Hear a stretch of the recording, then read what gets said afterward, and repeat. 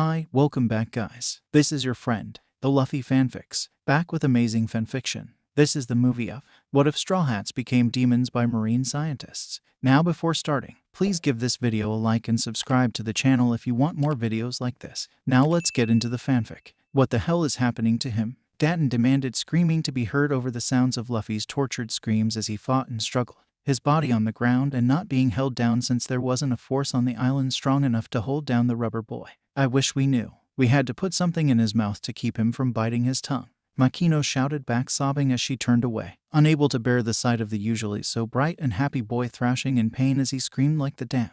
His body is changing. Is there any way we can knock him out? Dogger shouted, his eyes filled with tears as he looked away from Luffy, unable to stand the sight.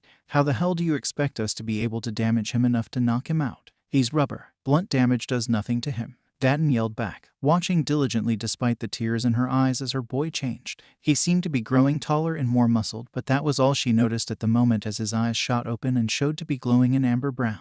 Why was this happening? Little did she know it was happening to 9 others at the same time. After all, the king was back and he needed his crew, his nakama. What the hell is going on with Zoro Aniki? Johnny yelled, unable to watch as the green-haired swordsman yelled as his body changed as well. I don't know, but he's changing. Yusako yelled back as he watched the changes, surprised that the swordsman's thrashing hadn't capsized their boat yet. It was true though. The 3-sword user had a scar forming over one eye as his muscles bulged more than normal and stayed that way. He didn't grow any taller, but something about him seemed sharper and darker. He felt more like the demon people claimed he was, and while it frightened the 2 less experienced swordsmen, Zoro gave a blood-stained smile as he screamed and opened one eye as the white blade in his hand seemed to sing as a green substance surrounded it. His slit pupilled poison green eye terrified the other 2, but he didn't care. His captain and nakama needed him to be strong. He'd survive this pain and kill all his captain's enemies. The king's sword was ready to strike all in his master's way. Nami was in the middle of nowhere as she screamed and hollered like the damned as her body changed. No one was around to see or help her, and any that heard her screams quickly fled the other way in fear. Her body was burning and felt as if she was being slowly poisoned from the inside as it grew and changed. Her back arched and a storm started overhead, raining lightning down around her as she changed, her eyes snapping open and showing to be glowing brown with power as a strong bolt of lightning struck her. Her captain and friends were waiting and they needed her to find them. Lord knew how lost Zoro was by now and needed her to guide him. The king's navigator was ready to chart their journey and strike their enemies with lightning. What the fuck is happening to the eggplant? Zeph roared at the other chefs, the restaurant being closed down as Sanji laid in the middle of the deck screaming and thrashing like the damn. We don't know, but look, he's changing. Patty yelled back, looking worried and concerned as he watched the ace chef of the restaurant thrash and scream. Sanji's hair grew shaggier, a small goatee grew instantly, and his lithe muscles bulged a little bit as flames seemed to lick his body no matter how much water they dumped on him. More than one chef shouted out when the flames shot up and scorched the deck as Sanji's single visible eye snapped open, the blue-gray color glowing eerily from within the flames.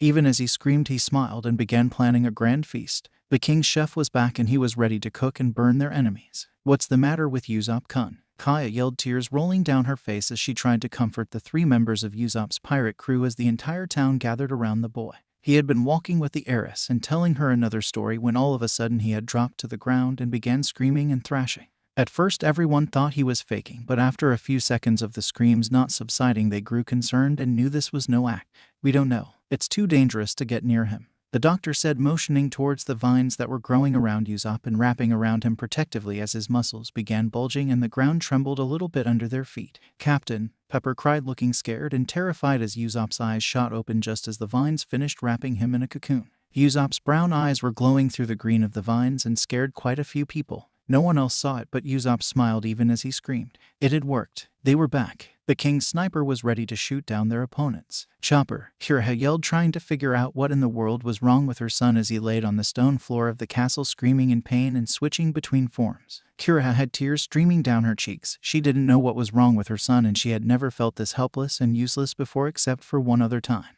Please, Chopper, don't die on me, Kira begged quietly as she stared at her transforming son who was glowing slightly with a white light. His eyes snapped open as a roar of a scream left his mouth, the glowing of his eyes making Kira jump just a bit but not enough to miss the smile on his face. The king's doctor was back and ready to treat whatever injuries those idiots got this time. What's the matter with her? Crocodile demanded his doctors as everyone gathered around the screaming Robin, their ears ringing but none dared to leave. The woman was scary as all hell and could kill them all in an instant, but she had always seemed so gentle with Miss Goldenweek and when helping Miss Doublefinger with her flowers. So naturally, when the woman dropped to the floor screaming louder than a banshee and withering in pain, everyone gathered around her alarmed. Even though Miss Goldenweek was burying her head in Miss Doublefinger's stomach to avoid having to see the sight.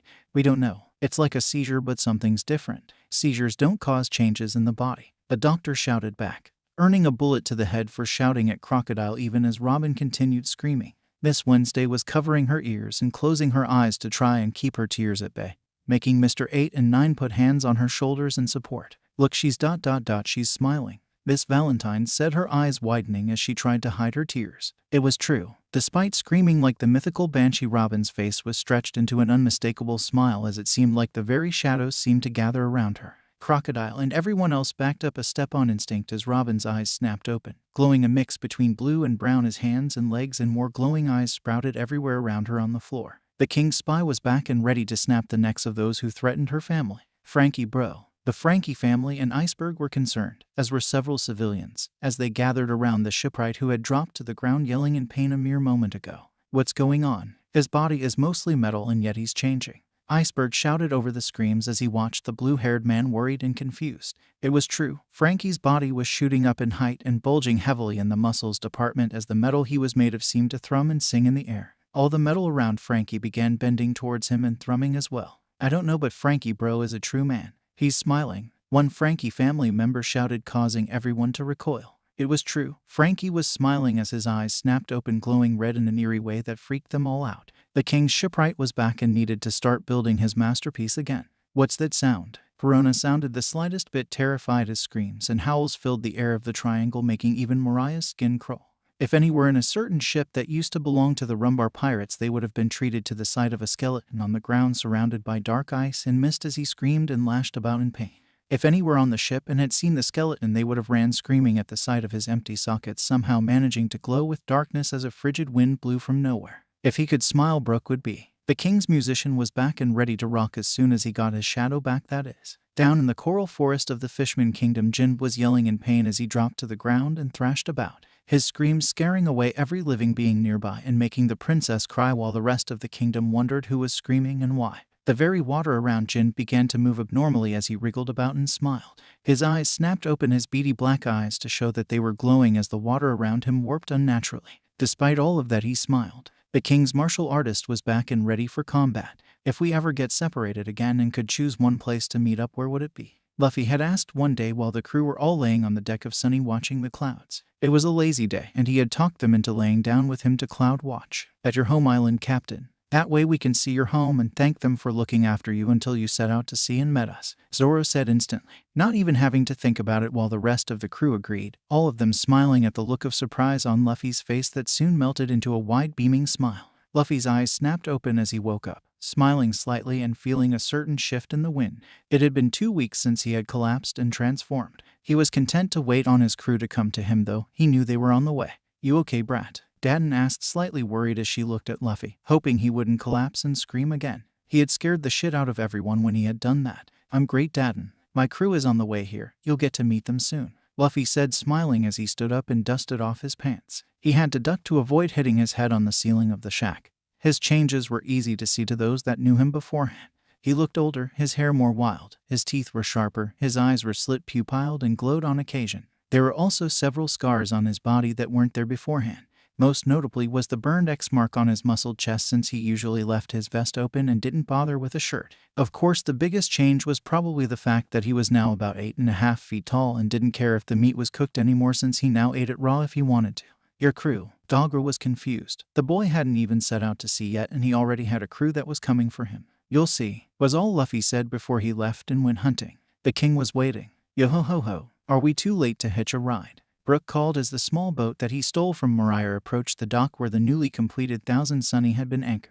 The now 10 feet tall skeleton was pretty sure the only reason he ever made it to Water 7 was because Jin had found him and jumped on his boat, using the water to send it in the right direction. Yo, Brooke bro, Jin bro, good of you to join me, Frankie yelled, waving as he leaned over the edge of the boat with a grin on his face as he looked at his friend's changes and noting how familiar they were. Brooke's afro had gotten slightly bigger. The skeleton was taller than anyone else on their crew, now being a proud 10 feet or so tall thanks to the experiments and his bones were a lot stronger and sharper. Jin's hair was longer and more wild. His gills were a darker red color with a scar going over the left gill. He had grew to about 9 feet in height as well, and his appearance was overall slightly more wild looking.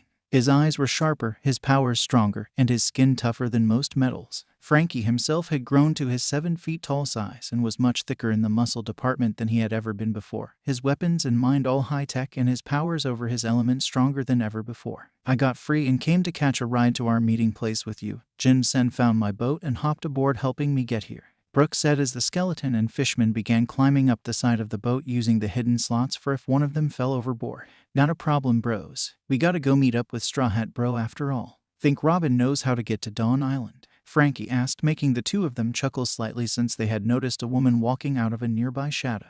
Of course I do. I managed to secure us an eternal pose, Robin said, making Frankie jump with a yelp. Don't do that, Robin. Frankie yelled at her while Brooke and Jin laughed at him. Robin loved pulling that trick as soon as she got used to her shadow powers. Sorry, I mainly did it to freak out Crocodile. He gave me some time off to recover from my transformation and I shadowed here as soon as I could, Robin said, making the men tense as they looked at her worried, their eyes assessing her for injuries. The woman just gave an amused smile and small giggle as she looked at her friends and Nakama as they checked to make sure she was okay. Unlike them, she didn't grow any taller and her muscles were still slim but she was toned and her skin had gotten paler. She stepped fully out of the shadows and smiled wider at them, showing her sharpened teeth, and putting on her tinted sunglasses kept her sensitive but glowing blue eyes from view so that no one could tell if they were glowing blue or had flashed brown again. The king's shipwright, martial artist, Musian, and Spy were on their way. Hey, Chopper, are you here? Nami shouted as she docked at Drum Island and yelled for her crewmate. Nami, more than one villager screamed when the monster from the forest came running over to the red-orange-haired girl. A few thought that the girl was about to be speared by the antlers on his head, but the monster stopped short and jumped on her in his brain point instead. How did you get here? Chopper asked, hugging Nami's neck and making her giggle as she hugged him back. I'm a navigator and a thief. I stole an eternal pose and got here all by myself. Of course, it helps when I can manipulate weather, Nami said with a wink as she let him down. So you're one of the brats my boy has been telling me about, Kira said, walking over and making Nami look at her while Chopper checked Nami over with a critical eye. She wasn't any taller than she had been after they met up after the 2 years training, but she was more developed and more toned in the muscle department. Her hair was also brighter and there seemed to be a spark running along her body. The lightning she commanded, ready for use in an instant. Yes, I'm the navigator. Nami is my name and stealing is my game, Nami said, smiling at Kira and accidentally flashing her pointy eye teeth at the woman as well as her brown eyes that had different colors arching through it. Nee and Chopper are on the way to meet with our captain now, but we'll come back through here in a few months, Nami said, looking at Chopper. He was a bit taller now. He reached about around her knees in his brain point, and his walking point had been taller than her. His antlers were sharper and his fur was thicker while his blue nose seemed to glow slightly with a white light and his eyes were warm and yet dark. He was ready to go feral and protect his Nakama if he had to. The king's navigator and doctor were on their way. Marima, what the hell are you doing here? Sanji shouted as soon as he sensed Zoro's familiar presence on the floating restaurant, the man hauling himself up the side and looking to be soaking wet. Sanji would never admit it, but he was glad to see the Marimo. I was heading towards Dawn Island and saw the buried Aro cook, Zoro shot back, although he was glad to see one of his Nakama again, even if it was the shit cook. He didn't need to say it for Sanji to know that he had swam there. You dumbass, you swam the wrong way. Dawn Island is over there, Sanji yelled, pointing in the direction Zoro had just came from. Shut up. It's not like I had a map, Zoro shouted back even as he took in his cook's appearance. The lanky man was toned and had the air around him shimmering slightly with heat. His hair was scruffier and covering his right eye. He had a scar going down his lips to his chin and had grown to about 6 feet tall. Zoro himself was bulging with toned and chiseled muscles, had Mihawk's scar across his chest along with a few others. His hair was darker, he had the scar going down his eye, and there was a greenish glow around his one visible eye. His white sword also had a small glow around it in a greenish color. Dumbass, let's just wait for Nami Swan and the others to pick us up or else you might end up in Alabasta, Sanji said, snorting and making Zoro glare at him. You wanna go, pervert? Zoro asked, his hand on Watto's hilt. Sure, I could use that green head of yours to mop the deck, Sanji said, glaring back as the heat around him got higher. The king's swordsman and cook were distracted. There's a ship sighted. Looks like pirates, only the sails are blank. The town fishermen were shouting from the docks, drawing attention from everyone around the town. The older people remembered Red-Haired and how he had saved Luffy and hoped that the pirates were friendly. The younger generation, aside from Luffy, however, were finding whatever they could to use as weapons. Describe the ship, Luffy said as he and the mountain bandits arrived on scene. Makino running to fetch them, and the bandits looked nervous but prepared for war. Luffy just looked unusually calm and even a little excited. It's pretty big with blank sails and what looks like a lion figurehead, one fisherman said looking confused while Luffy grinned widely at that, beginning to look happy. That's the Thousand Sunny. That's my ship and my Nakama, Luffy said beginning to bounce around a bit as he looked eagerly at the approaching ship, making the entire town and the bandits look at him confused. Stop lying, jungle freak. I doubt you're strong enough to have a crew. A young man not much older than Luffy said, sneering at the straw hat wearing boy, detesting the boy due to his abnormal strength and his creepy powers. Hey guys, I'm over here. Gum gum rocket, Luffy said, stretching himself out to land on the ship and leaving the townsfolk gaping in disbelief as a hearty cheer came from the boat even as it docked and dropped anchor. Oi, everyone, come meet my Nakama, Luffy shouted over the side of the boat with a wide grin on his face, one they were more used to seeing. Brat, we're mountain bandits. We don't get on boats. Dadden called up, eyeing the boat warily even though it looked inviting enough and rather childish really. Oh yeah ... Hey guys, wanna visit the town and mountains? Luffy asked looking over his shoulder as several people began to walk over to the side of the boat. Of course Luffy-kun. Jin was the one to say with a kind smile on his face, despite all the horrified looks he was getting from the rest of the island's inhabitants while Makino barely batted an eye. If Luffy called these people his Nakama, then they were good people despite how terrifying or outright strange they looked. I want to see what kind of island produced you, Luffy, Nami said as Luffy grinned at them all and let out his signature Shishishi laugh. Well, what are you guys waiting for? Let's go introduce you to everyone, Luffy said, beaming brightly at his Nakama before turning and jumping off of the ship and onto the sand of the beach hard enough to leave a crater, making more than one of the normal humans pale or look rather faint, especially when the rest of the crew joined their apparent captain on the sand with much lighter landings but still left dents in the dirt and sand.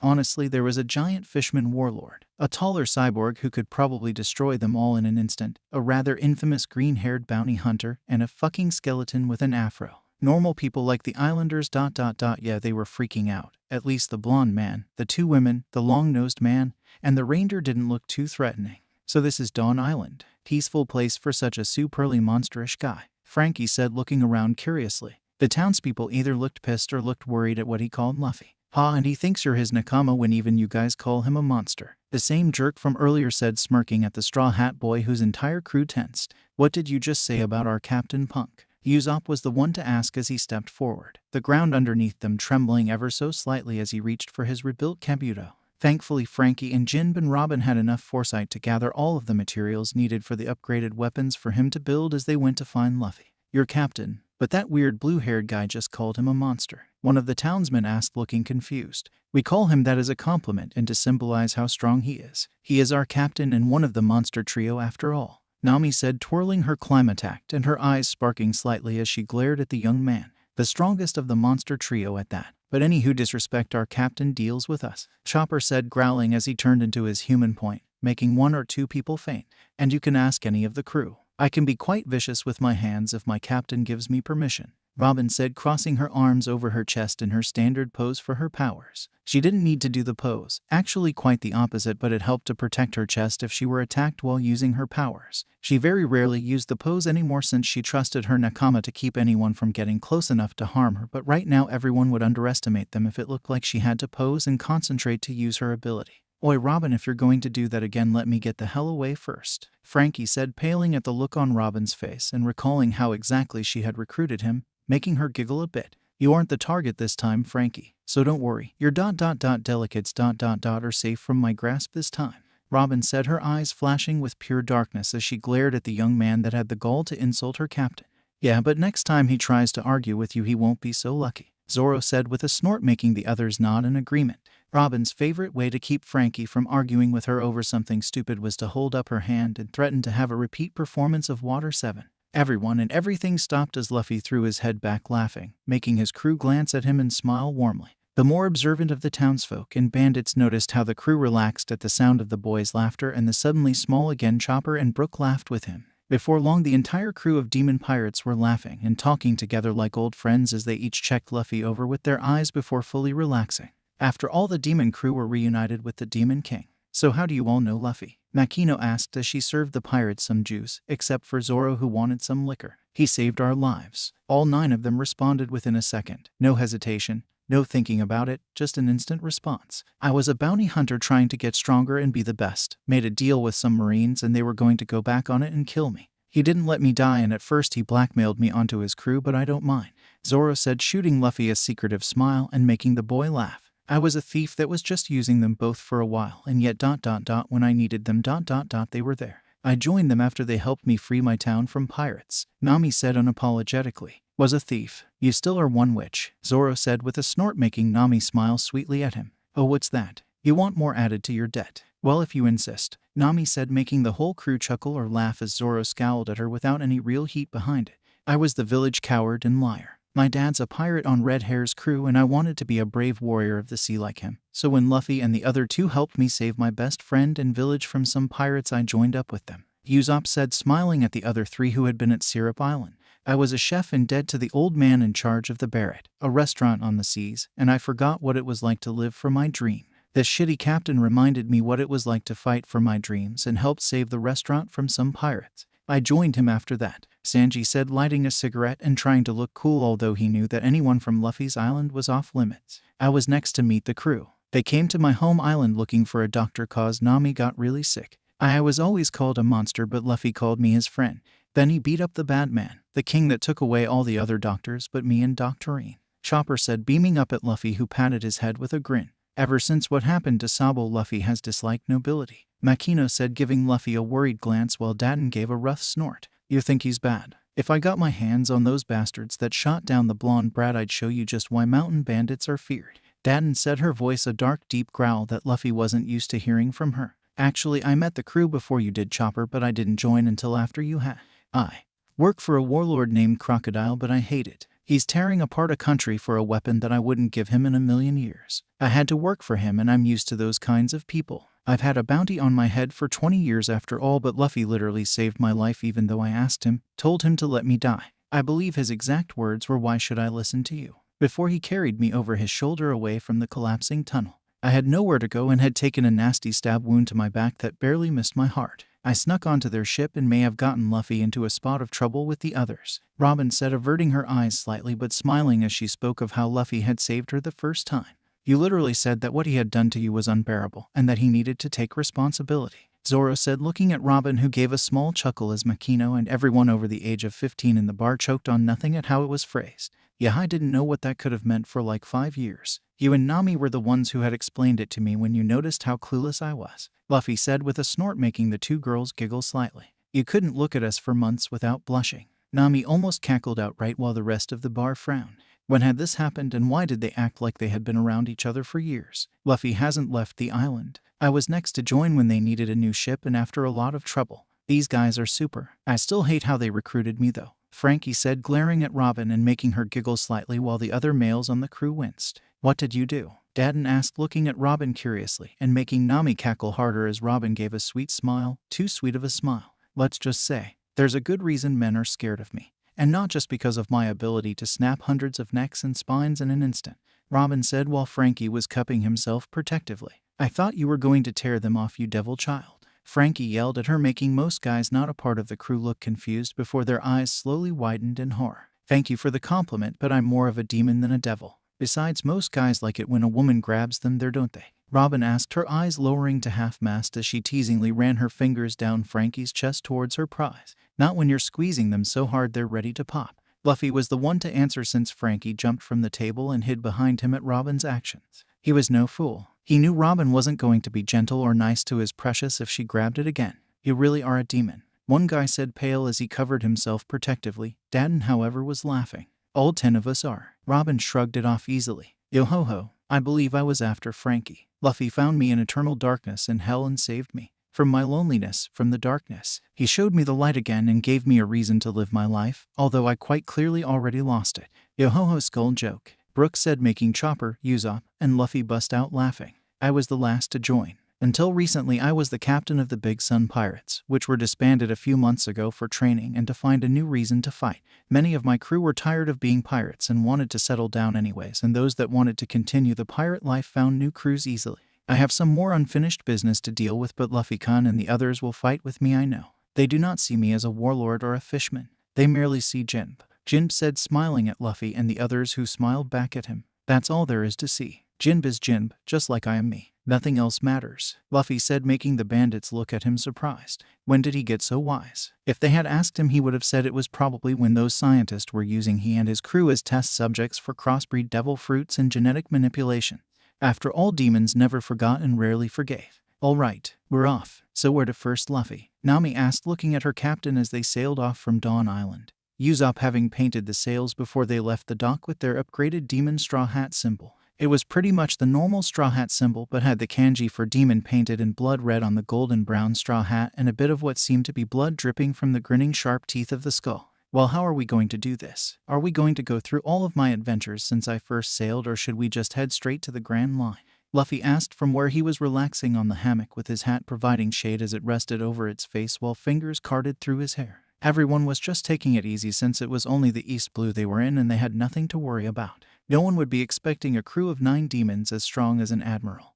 And that was just Nami and Chopper, and a man strong enough to take on all 3 admirals at once and win. No one expected a king to be amongst the weakest, see much less a demon king. Usopp was lazily remaking some of his pop greens and trying a few new combos out. Frankie was checking to make sure the deck was strong enough to last with the special wood he had made. Brook was playing a tune on his violin. Zoro was napping, or at least pretending to. Sanji had just brought out some fresh drinks. Chopper was working on his aim with some cinnamon needles that Robin had gotten him. Nami was idly redrawing one of her maps from the Grand Line. Jin was steering the large ship with ease and boredom since the sea was rather calm in this blue unless there was a storm. And Robin was laying with Luffy on the hammock reading a random book as he relaxed with his head cushioned on her stomach while she idly ran some fingers through his wild mane of hair. Many would think that the way Robin and Luffy were lying together would make them a couple, or at least more than friends. But in reality, one of the crew members was always near their captain. After all they've been through together, all Luffy had been through without them, they made sure one of them was always near their beloved captain.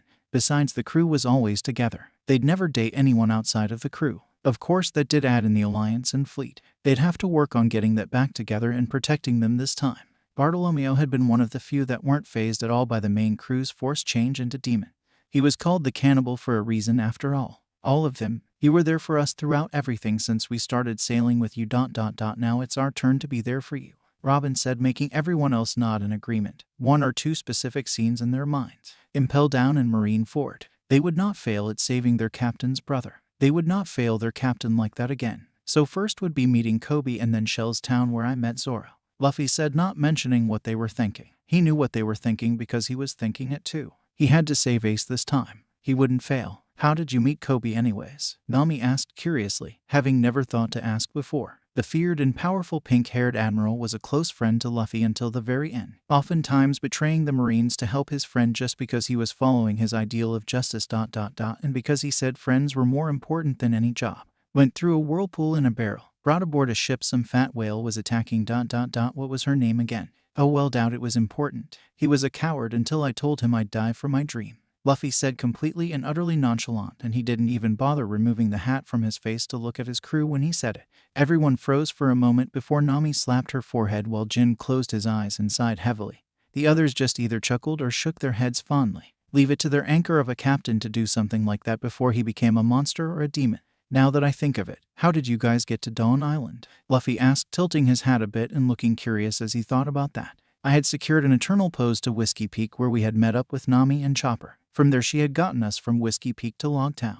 After that it was simple for her to get us to the Barady and Syrup Island. Our navigator is the best of the best after all, Robin said, smiling proudly at Nami, who flushed a bit but grinned pleased. Still a greedy witch, Zoro quipped from his spot against the mainmast, earning a glare from Nami and Sanji both. The cook was the one to fly over and began insulting the swordsman, however, while Nami made a note to raise the swordsman's debt by 2,000 bellies at the least. Should I stop them, Luffy-kun? Robin asked, looking down at her captain, who was still using her stomach as a cushion. Not that she minded much at all. One of them always slept with their captain in case of nightmares, attacks, or he tried to go exploring on his own. In fact, at least once a week they had a denning night, as Chopper called it. They all slept together in a pile in the captain's quarters, with the women and Luffy in the center, Chopper often sleeping on top of Robin's stomach or Luffy's chest since he was the smallest, and the others all curling up around them. More often than not, Jimp was on the outside with Frankie due to their large frames, while Sanji tried to wrap around one of the women, as did Brook. However, Usopp was curled up near Nami while Robin had a Hana clone in between her and the skeleton and cooked just in case. Zoro decided to take up a protective spot down near their feet, which usually ended up with him somehow laying across their feet and legs sometime during the night with his swords propped up against the end post of the bed for easy reach. Not leave them be until they start breaking things. Then you can break them up if Nami doesn't beat you to it. If we're going to find that fat lady and Koby, then let Jim know to look for a cruise liner or something. I think they were raiding it last time, Luffy said, pulling his hat back down over his eyes to shade them from the sun before pausing halfway through. Glancing up at Robin, Luffy noticed that she wasn't wearing her usual hat, although she did have her tinted sunglasses on to protect her sensitive eyes from the sun's harsh rays. You really need to remember that you need more sunblock than the rest of us now, Luffy said, sighing as he reached one hand up and placed his hat on Robin's head, surprising her even as she had given the message to Usopp to pass along to Jim. Your hair and head were starting to burn, Luffy said while Robin glanced up at the hat and then down at her captain before giggling a bit and bending over. Robin's sway and Sanji's wail of despair was heard for miles, it seemed, making the rest of the crew laugh. Honestly, you'd think he'd be used to one of the two women of the crew, or some of the other women in the alliance on occasion, kissing Luffy on the forehead or the cheek. But they supposed it was a good thing that some parts of them were still the same as they were before their transformation. But the demons have set sail and were ready to take the world by storm, literally in Nami's case. Tell me, Koby, who's the prettiest woman in the world? Alvida demanded, the pink-haired coward. Robin Swan and Nami Swan, of course, Sanji answered instead as their boat pulled up alongside Alvida's in time to hear that question. What about Hancock? Usopp asked, making Alvida look pissed as the 9 of the Straw Hats boarded the boat looking amused or bored. Robin was smirking just a bit, but it was hard to tell whether it was an amused one or a mocking one with her eyes covered and her hat shadowing most of her face. I'll kill you, Alvida snarled jealously as she moved to slam her mace down onto Nami, only for Snaggy's leg to block it without him ever taking a step away from his original spot. Don't you attack my Nami Swan, Sanji said, moving as if to kick Alvida when Luffy stepped aboard the ship with his straw hat upon his head. I thought you didn't hit women, Sanji, Luffy asked, glancing at his cook, who froze comically as his jaw dropped. That's a woman, Sanji asked, looking a bit blue in the face, making his crewmates snort slightly. I thought you were still sleeping, Captain, Zoro said, looking at Luffy while Alvida paled at the sight of the infamous pirate hunter ... much less at the fact that he actually called someone captain. I felt Sunny go stop, and when I noticed that no one was there I came to investigate, Luffy said, making the others nod in understanding. After years of them staying close to him at all times, of course he'd investigate when they weren't there, especially if he had been asleep and woke up to no one there. Why are you cowering, kid? Luffy asked, looking at Koby, who was cowering at the sight of the other pirates. Don't you have a dream? Luffy asked, making Koby stop looking scared and nod slightly. I want to be a marine, Koby said softly, wincing back and expecting someone to hit him, making Luffy give him a small warm smile, although he narrowed his eyes at the flinch. Then why are you cowering there instead of fighting for your dream? Luffy asked, making Koby blink slowly. My dream is being the king of pirates and protecting my nakama, Luffy said, smirking as Koby and Alvida's eyes widened in disbelief. World's greatest swordsman, charting all of the seas, becoming a brave warrior of the sea, finding the all blue, curing every disease, finding out the true history, seeing my ship sail to the finish line, meeting an old friend and keeping a promise, correcting my mistake and protecting my family. The Straw Hats took turns telling their dreams as they stepped closer to their captain. Remained unspoken by most was the dream of protecting their captain, of making sure he never felt alone again. Boo, but if you want to be king of the pirates, that means you're after One Piece. That's impossible. Impossible. Koby was cut off by Luffy stepping over and lightly bonking the boy on the head with one knuckle. He didn't want to kill Koby by accident after all. Why'd you hit me? Koby asked, holding his injured head where a large knot was already forming. You're a coward, wimpy little idiot, aren't you? Huh, I hate guys like you, Luffy said, recalling having said those words or something similar to it when he had met Koby the first time. Besides, being the Pirate King is my dream ... If I die fighting for it ... then I die. At least I tried though, Luffy said, smiling slightly and making Koby look up at him awestruck at this. And you're going to succeed, Captain. After all, who else would be the captain of the world's greatest swordsman? Zoro asked, smirking at Luffy while Alvida looked torn between angry and terrified. So come on, Koby. We'll drop you off at the nearest town with a marine base as soon as we get away from this ugly whale, Luffy offered with a smile as he held his hand out to the boy. Okay, now Alvida was pissed. You little brat. Alvida slammed her mace down on Luffy's head, and it was silent for a moment before the mace shattered into pieces. You say something? Luffy asked, looking at the horrified woman pirate while his crew busted out laughing. They were pretty sure he was just being a little shit at the moment, but the look on her and her crew's faces. Go take a swim, Luffy said, restraining his strength as he punched her in the stomach hard enough to send her flying without killing her hopefully. Nami, what's the closest town? Luffy asked his navigator, pretending not to know as he picked Koby up and literally carried him onto the sunny as if he were a sack of potatoes. The rest of the Alvida pirates passing out as he walked across the deck. His haki being let out just a little, but it was more than enough to take out these small fry. Shell's town captain, Nami said instantly, having snuck away with Robin to steal all of Alvida's treasure while Luffy was talking with Koby about dying for his dream, and snuck back in time to see her captain get hit with the mace. They got a marine base there, so that works out. That's our destination, Luffy said, dropping Koby down on the grass of the deck. I'll set course straight away, Captain, Jim said, moving to the helm as Luffy sat down on the hammock again. Sanji, mate, Luffy called, making the cook sigh but smile slightly. How's grilled seeking sound? Sanji asked, looking at the rest of the crew as well as they pulled off to leave the ship of out-cold pirates for the marine.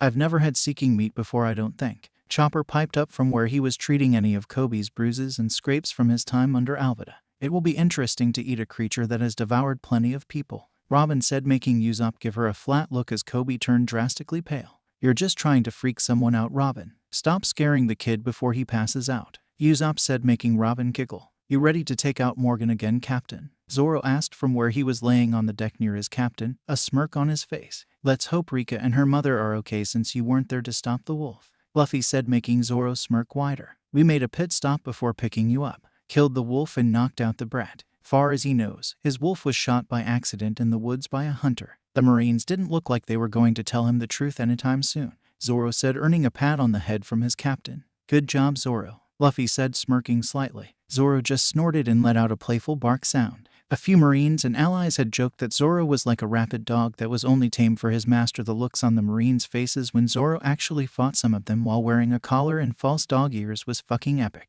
Rough. The Straw Hats were on the move. Watch out, Shell's town. So any bets on how high our bounties will be by Loguetown? Luffy asked with a grin as they all stopped to get some lunch at the Bear 80, waiting for Hawkeye to show up for Zoro before they went to destroy Arlong for Nami and the hell of it. No, most of the crew said at once as soon as they saw Robin opening her mouth. They knew her well enough to know that she wouldn't say anything they wanted to hear, not while they were eating at least. Any other time, sure, they'd let her have it just to see how pale she could make the supposed weakling trio or anyone nearby turn. While they were eating, well, that was another story for everyone except Luffy and Brook and Jim. What are pirates doing in this restaurant? Fullbody demanded as he paled at the sight of the demonic Straw Hats, who were merely chatting casually and eating as they waited for Hawkeye to show up. Eating, Luffy said, stating the obvious as he rolled his eyes at the Marine. Why, you little Fullbody began, only to be cut off when Jim stood up with a stern look on his face as he towered over the pink-haired captain.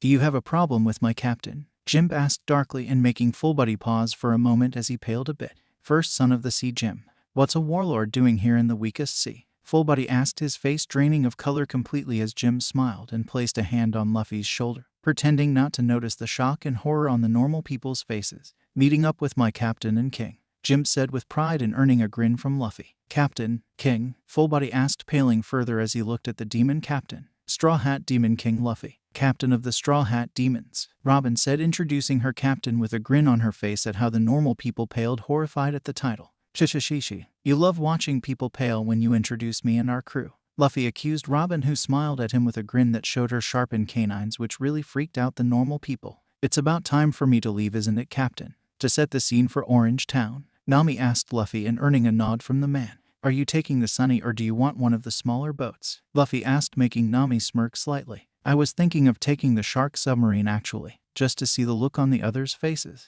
Nami said mischievously, and earning snickers and cackles from the others. Perhaps they will have heart attacks, Robin asked with a chuckle, and earning sighs from the cowards of the crew. Honestly, this was one of the more tame things she's ever said. Nami bowed her head to Luffy, receiving a kiss to the forehead from him as a blessing before she left for the door. Usopp, Chopper, Brook, go with her. She won't need any help but demons. Travel in packs. The rest of the crew finished the same, making Luffy nod while the three chosen stood up and followed Nami out the door after each of them bowed their heads to Luffy. Usopp and Brook got a gentle kiss to the forehead each, whereas Chopper was given a kiss to the forehead and a soft hand running through his fur. Everyone had a soft spot for the youngest demon after all. And kill those that try to take what's ours, Luffy said, nodding and making some of the normal people around him and his crew nearly faint.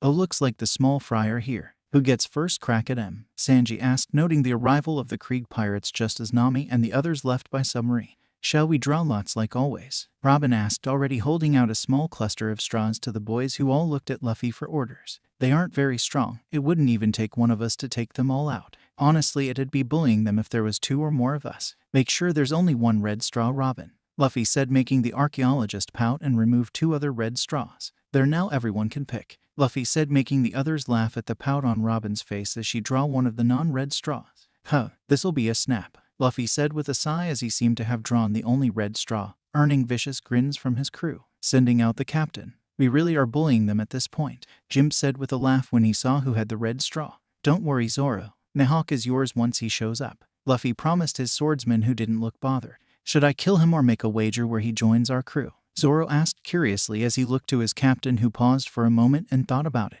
Luffy gave a small shrug and grin as he stood and headed for the Krieg pirates, who had just arrived to try and take the boat of the chefs by force, something they weren't going to let happen at all. I'll tell you when he shows up. Not quite sure yet. Man, you guys are weak. It's not even worth using my fists to beat you up, Luffy complained as more than a few of the pirates shrunk back just at the sight of him. The fact that he literally kicked Pearl so hard that they couldn't even see where he landed only made the rest look wary and the weak-willed ones pass out. Luffy was even holding back at least half of his power to keep from splattering them outright. Oh, the Hawk is here. Zoro. Luffy turned back to his first mate, who was already moving forward. Exchanging a look, Zoro and Luffy didn't say a word, but it seemed as if an entire conversation passed between them. Aye, Zoro said without Luffy having ever given an order, both of them sharing a savage grin. Mihawk, I'm here to challenge you for the title of world's greatest swordsman, Zoro called as he began to draw his swords. Perhaps you can kill my boredom, Mihawk said, looking interested as he reached for Yoro. His black blade would be the only thing suitable OC against this green-haired man. If you're that bored, Hawky-chan, then how about you join my crew? Luffy asked with a grin, earning gasps of shock from everyone. Cheeky brat, must be the one Shanks told me about. Why would I join your crew, Straw Hat? Mihawk asked before his breath was nearly knocked out of him by the king's haki that focused solely on him. The force of it sent him several steps back before he fell to one knee with wide eyes. This haki was stronger than Shanks or Whitebeard's, possibly even stronger than both combined, because my swordsman is about to take your title from you. Besides, if you're bored, I guarantee you won't be once we get started in the Grand Line. And even before then, Luffy said before he let up on his haki, giving Mihawk a chance to breathe again. To be so powerful before even reaching the Grand Line, Very well. If your pet swordsman manages to beat me without killing me, I'll join your crew. Mihawk agreed with a somewhat shaky laugh as he stood up and faced Zoro. Deal, Zoro. Try to keep him in one piece, Luffy said to his first mate, who grinned slightly. This would be a challenge. Understood, Captain. The fighting was fast and furious and was hardly able to be seen by those not part of the Straw Hats as Zoro and Mihawk crossed blades and tried to get in a hit on the other. It was 10 minutes before one of them finally got in a hit. Zoro had cut one of Mihawk's ears clean off and then winced at how he had accidentally disobeyed his captain's order. It's fine, just don't take off his arms or head, Luffy called to Zoro almost immediately after the ear came off, causing the green-haired demon to give a small nod and kept fighting. His sword soon began cracking under the strain and pressure of the fight, and right as he prepared for the final slash, Mihawk was doing the same as he prepared his final slash as well. The two crossed and there was a spray of blood before Mihawk fell with his chest slashed open. Call it karma that Mihawk's new scar would be a mirror image of Zoro's. I win. Welcome to the crew, Zoro said as his two nameless blades shattered. You're an interesting crew. Now you have 2 warlords on your crew, Mihawk said with a wet chuckle while Luffy smirked. Robin patched him up. Technically we have 3. Hancock's one of us. We just have to go meet up with her again, Luffy said, making the archaeologist nod and walk over with a doctor's bag in her hands. Since Chopper had gone with Nami, Robin was one of the only ones on the crew left with medical training. I really will not be bored with you all, will I? Mihawk asked with a small smirk as he was bandaged up by the demonic woman who flashed him a fanged smile. Nope, 4 voices answered in an instant without hesitation as Mihawk was helped over to the sunny so that Robin could get him to the infirmary. Luffy just laughed. He couldn't wait to see the rest of the world's reactions to this development. There was a new demon in the crew and this one was a hawk. As soon as they made it to Orange Island, Luffy flared his haki a little bit, trying to keep from affecting the civilians nearby and making Hawkeye perk up in interest. So his new captain already knew of haki and could use it to such a degree that was close if not outright mastery. Interesting. Almost immediately after the small flare, the rest of the demons of his crew fell in line from various places of the island and town they were in. Hawkeye raised an eyebrow at this. How had they all gotten here so fast in response to what was clearly a summons from their captain?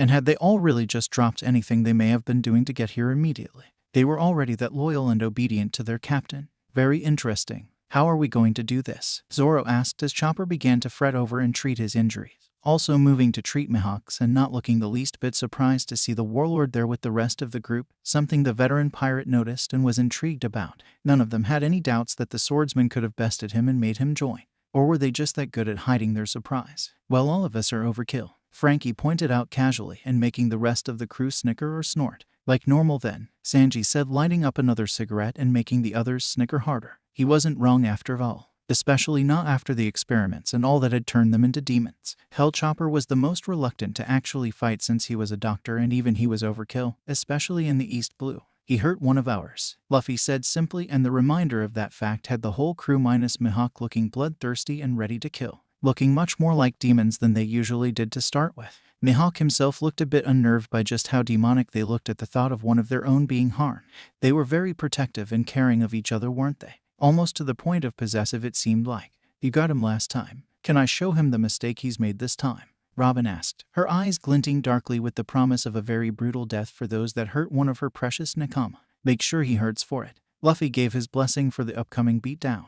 The literally demonic grin on her face had shivers going down most of the men's spines, especially Frankie's, since he had the worst personal experience with her powers and sadism. Even Mihawk shivered a bit because of the darkly cruel aura around her that nearly screamed righteous womanly fury at him.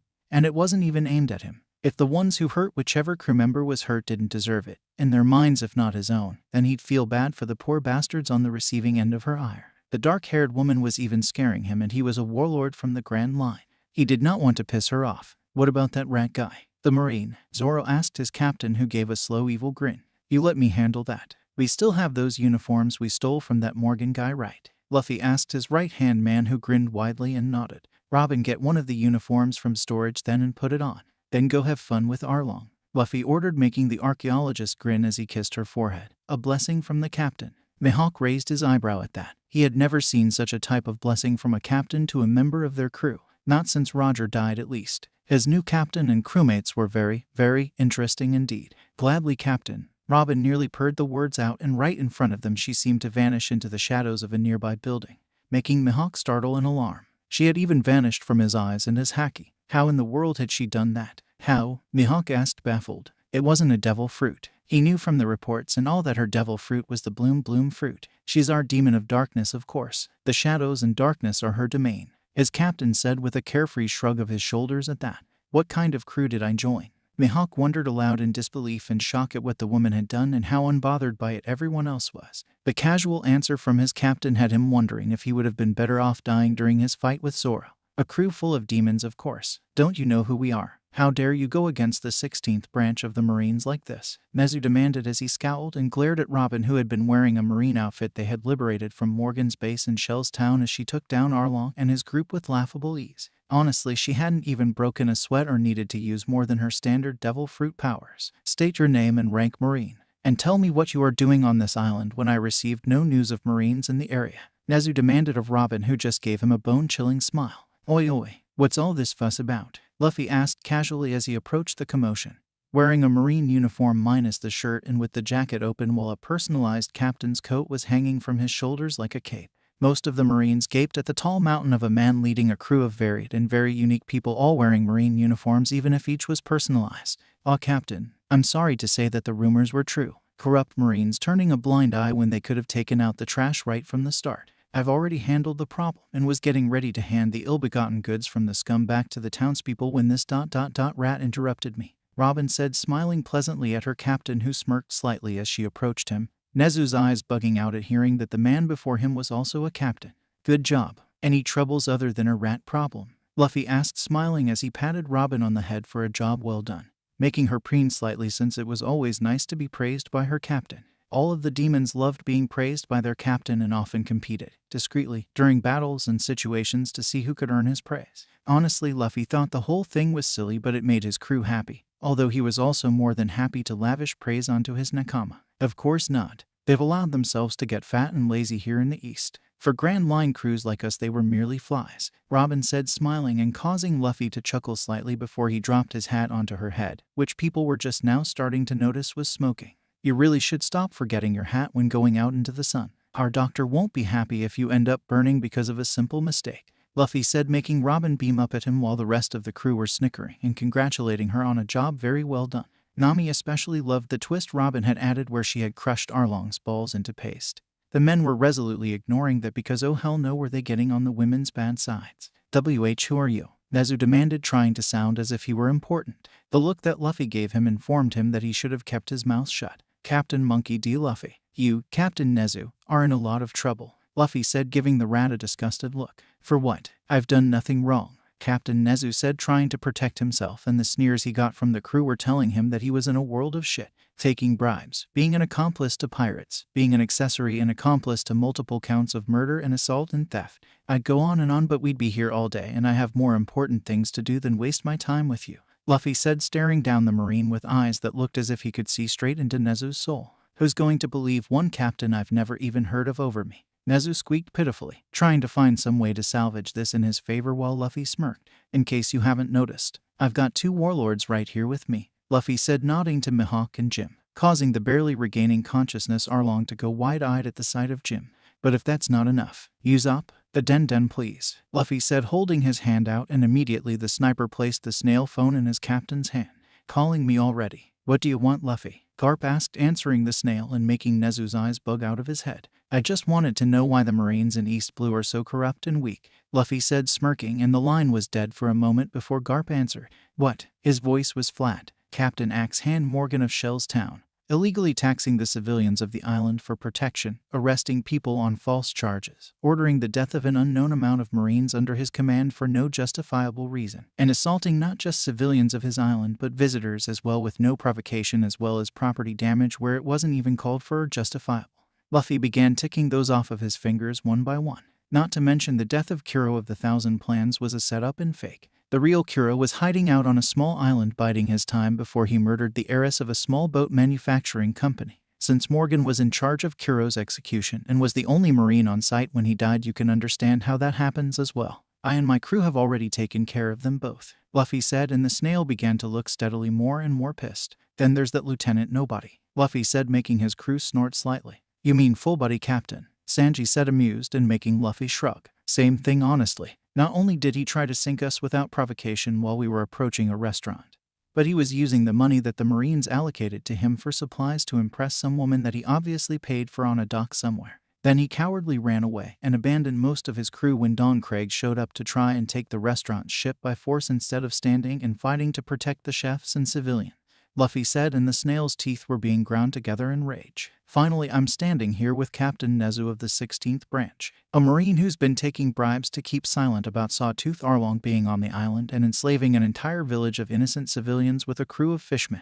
Not just that, but he's been aiding in the murder of countless villagers as well as Marines who tried to speak out about this injustice. He's also been stealing money from the civilians and taking bribes from Arlong to keep quiet about what's been going on here. Arlong has been incapacitated for now, and Nezu has threatened to arrest or at least put a bounty on myself and my crew for interfering if we didn't give him the credit and agree to keep quiet about what he's done," Luffy said coldly as he glared down at Nezu, who was whimpering and pale and shaking, along with most of his unit. "Honestly, Gigi, if these are the Marines you wanted so badly for me to join ... then I'd be better off as a pirate or bounty hunter. At least they're honest about what they do and don't try to hide behind some twisted form of justice," Luffy said, and hearing Luffy call the Marine hero Garp his Gigi made Nezu's eyes roll back into his head in a dead faint, much to the Straw Hat crew's amusement.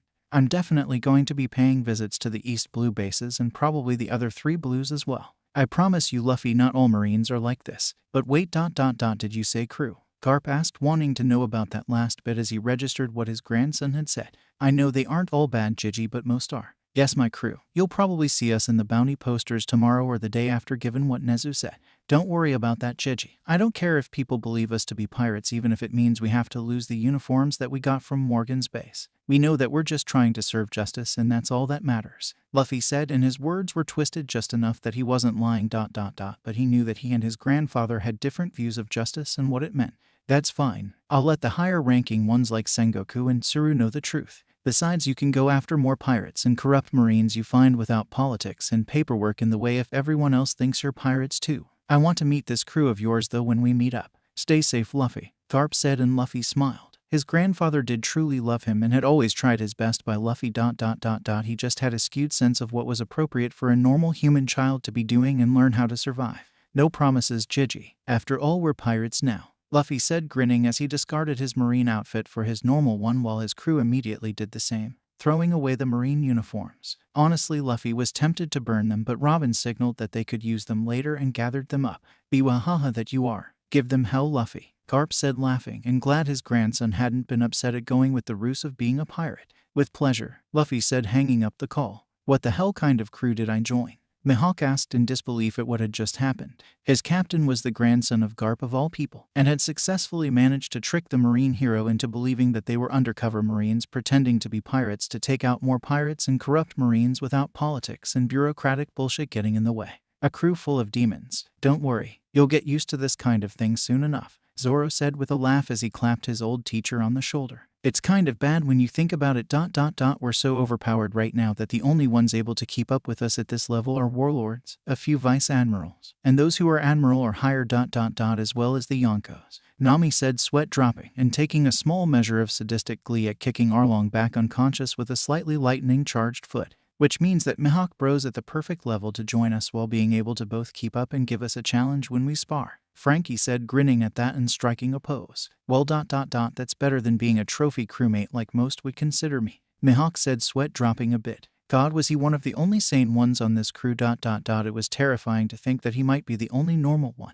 If the first mate was able to kick your ass without permanently crippling your ability to fight, which meant he was holding back because the swords he had were too weak at the time and he didn't want to kill you, how badly do you think that our captain could kick your ass? Robin asked Mihawk with a raised eyebrow, making him blink slowly and then take a single step away from Luffy. We don't have any use for trophy crew members. We only recruit those that can be part of our family, who we don't have to baby and who can actually keep up with at least a few of us, Usopp said, smirking and giving the swordsman a friendly nudge. Yeah, you're probably right in the middle of the power levels. Higher than Chopper, Usopp and me, but not to the level of the monster trio. Or Robin, since she's terrifying when she gets in the mood to end the battle. That means you're right there with Frankie, Brooke, and Jim. Just one more coward and that'd be 4 in each sector, Nami said with a snort as she recalled how the 3 strongest were the monster trio and how she, Usopp, and Chopper used to be called the coward trio. They put a bounty on my head for thinking I took down 10 marine warships sent for a buster call when I was 8.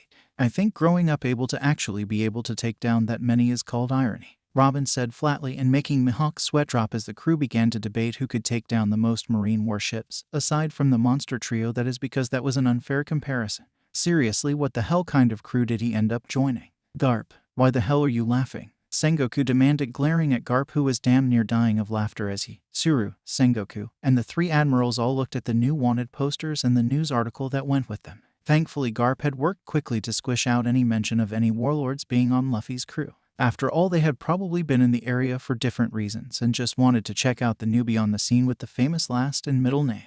When my adorable grandson said he was going to fake being a pirate, I didn't expect him to go so far. EWA, ha ha ha. That's just like him to give plus ultra, Garp said, laughing and making those around him immediately stare into his soul at his words. None of them had missed it after all. Fake being a pirate, eh, Kiji asked, raising an eyebrow lazily at Garp, who finally settled down a bit but was still grinning widely. Yep, apparently Luffy ran into a bunch of corrupt marines in the East Blue who are guilty of everything from theft to murder and treachery, and decided he wanted to do something about it. He talked his whole crew into it too, but I wasn't expecting him to have such a strong crew already or go this far, Garp said, and then laughed again. Traitors, Akainu demanded sharply, and making Garp nod his head, a lot more serious now as he recalled that report from his grandson and then what the investigators for the Marines had turned up. At least 2 Marine base captains turned traitors. One was extorting and assaulting his people for tribute and protection money while also killing any Marine who dared speak out against him, going against protocol. The other was actively hiding the fact that a pirate crew had taken over an entire island in the East Blue.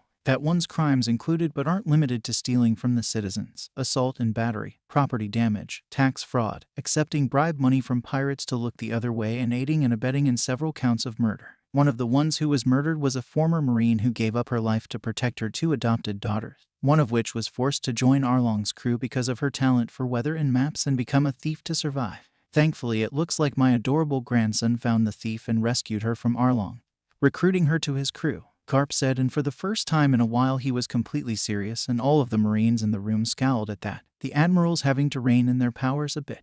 No true Marine would condone such things, much less help in killing one of their own. So he's faking it being a pirate ... Why? Kizaru asked, staring at Garp from behind his tinted glasses and making Garp scoff slightly as he crossed his arms. If we want to arrest or court-martial a Marine for corruption, or even to just investigate rumors of corruption, we'd have to go through days of paperwork and bureaucratic hell to keep everything nice and legal and above water, so to speak. Since Luffy wasn't affiliated with anyone since he hadn't enlisted yet, he didn't have to go through that crap. He realized that it would take forever to get things done with the legal process the way it is right now. However, if he's deemed a pirate... Garp trailed off and Tsuru nodded in understanding. Pirates have no laws and nothing stopping them from going where they want and doing what they want. If they beat up a few Marines, no one thinks twice about it ... And then when there's a report on what happened, or someone investigates and finds out about all the corruption, the pirates did all of the hard work for us, and it'll even look more convincing that the Marine was working with the pirates if he was beaten so easily by a rookie. It saves time, effort,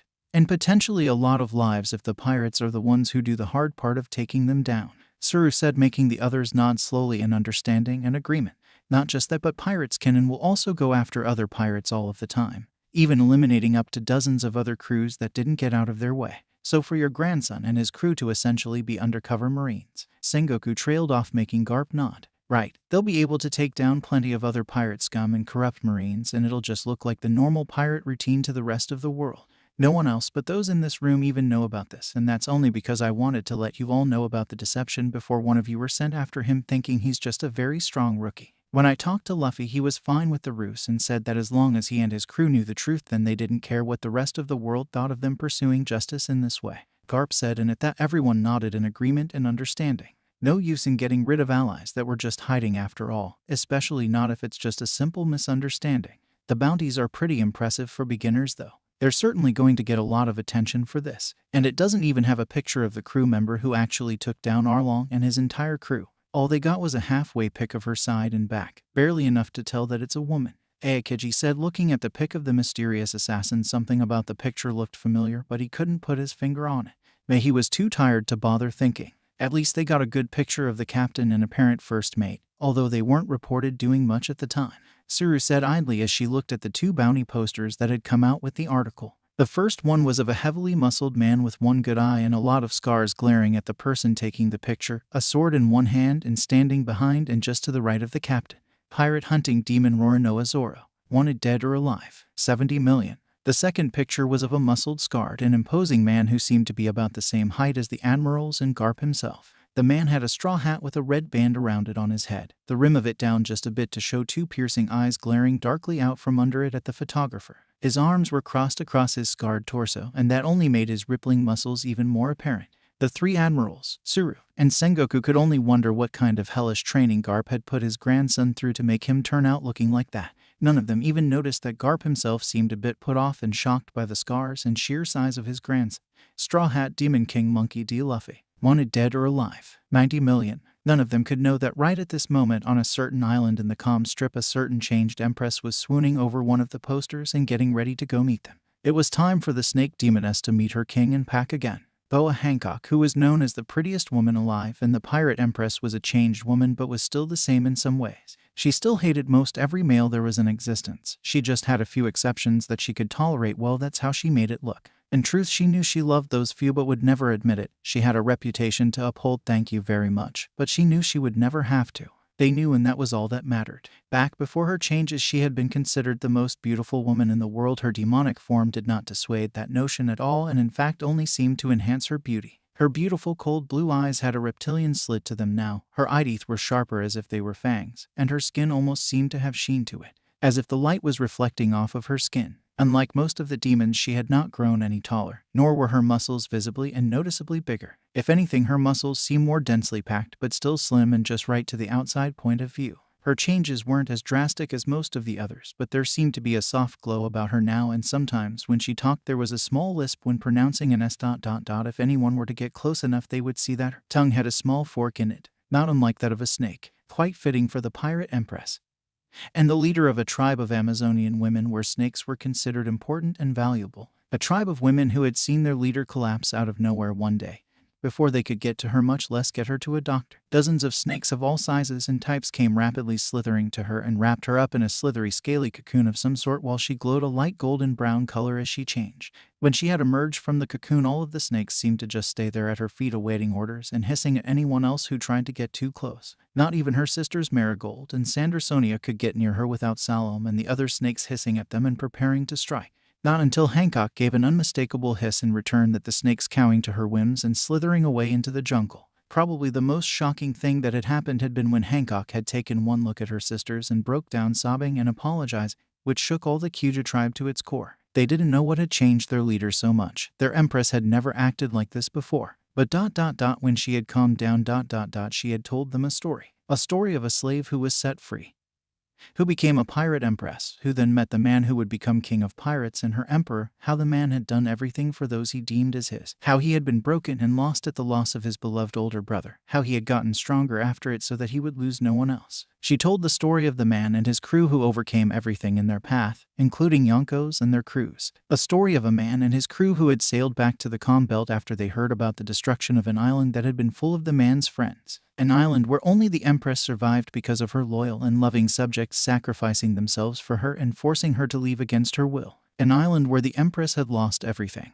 and had been taken in by the man and his crew without a second thought. Then she told them about how the man and his crew had seen the attack on the island as an attack on themselves and had retaliated heavily. How they had destroyed countless marine ships and taken out several vice admirals and one admiral. How after they had won the battle but had been very weak, they had been taken by scientists wanted to experiment on them. She told her subjects of the man and his crew and the empress who had been subjected to inhumane experiments and had been turned into demons. All of the Kuja were rocked to their cores again as she explained in detail how they had been experimented on and transformed, how it had felt to become a demoness. Then she had told the tribe of how the demons had each been experimented on and transformed with specific details in mind for them. The demon cook who had been able to set his leg ablaze without the aid of any devil fruit now being able to control flames at will despite still not having a devil fruit. The demon spy and assassin who was able to now command shadows and move through them all while being able to slaughter hundreds or thousands of people without missing a beat or losing a wink of sleep if her captain ordered it.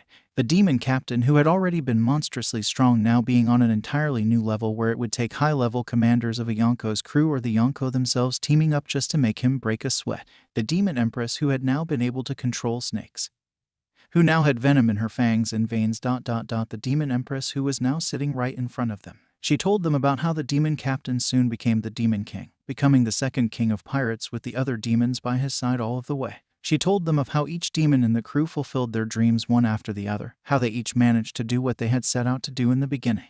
No matter if it was seeing an old friend again, reading about the lost history, or becoming the world's best swordsman. They all succeeded. After a long heavy pause, she then went on to tell them about how the crew was happy that they completed their dreams but were sad about what happened to their loved ones. The island of Kuja being destroyed with only one survivor, just like Ohara, a mass killing spree in East Blue that took away those that were close to the demons long before they fulfilled their dreams, before they even escaped the experiments. She told them about how the Empress and other demons wanted nothing more than for their friends and family to have seen them finally make it, the ones that could be saved at least, since even now it was far too late to save others like Ohara and the Rumbar pirates. She told them how the entire crew dreamed and wished to one day be able to see their loved ones alive again and celebrate all that they've done and accomplished together. She told them about how the king had made that happen, how they had found a way to come back using an invention made by one of the same scientists who had turned them into demons. She told them how everyone had decided it was worth a shot, and besides, what was the worst that could have happened? Them dying. Either way, they were reunited with their loved ones. For the demons, it was a win-win situation. She told them about how the demons were now gathering together, getting their supplies and going to get their king who was waiting patiently for them. She said how they had agreed to meet at a certain place to pick up the king, how she had told the demons just before they went to the pass that she would not be able to go with them to get the king at first, not when she had a crew and island to run and protect. She told her people about how that it had been fine with the demons, how they would meet her at Loguetown shortly after the first bounties for them came out, how she was welcome to bring along any and everyone she wanted, her entire island if she wished. She told them how the shipwright knew of a way to make an island that moved like a boat, one that would follow the boat so that no one could target the island without going through the demons first, not until those on the island were as strong as the weakest of the demons and could defend themselves from everyone and everything. She told them all of this. And then she smiled at them and extended her hand. I will not order you to come with me. I do not expect many of you to come with me, if any at all, after what you all had just learned. We are a warrior race of women who never before relied on men for anything but occasionally bolstering our numbers. We are a proud tribe and crew who do not need men to be successful and strong. But if there is only one man who is worthy of joining us, of leading us all. Of ruling beside me. Then it will be the Demon King. Hancock had said proudly, and her eyes showed the truth, how she would follow the Demon King through hell and back with or without them, and she didn't need them at all, but she still cared for them. She was still their empress who would always do her best to protect and defend her tribe and crew. I will not order it. I do not expect many to join me. But I shall still ask, will any of you join me? Join the demons and cast aside what the world thinks? Who, if any, will come with me into the bowels of hell and stand in front of the devil himself, smiling and unafraid? Who, if any, will be willing to cast aside your anger and pride and join me in the demons? Who, if any, is ready to join me and prove to this wretched world that the Kuja pirates are not dead? Hancock had asked, her voice passionate and her eyes determined and yet soft. Who, if anyone, will continue to follow me? Hancock had asked, her voice much softer now as she stared at them all, her hand still outstretched towards them as if waiting for them to take it.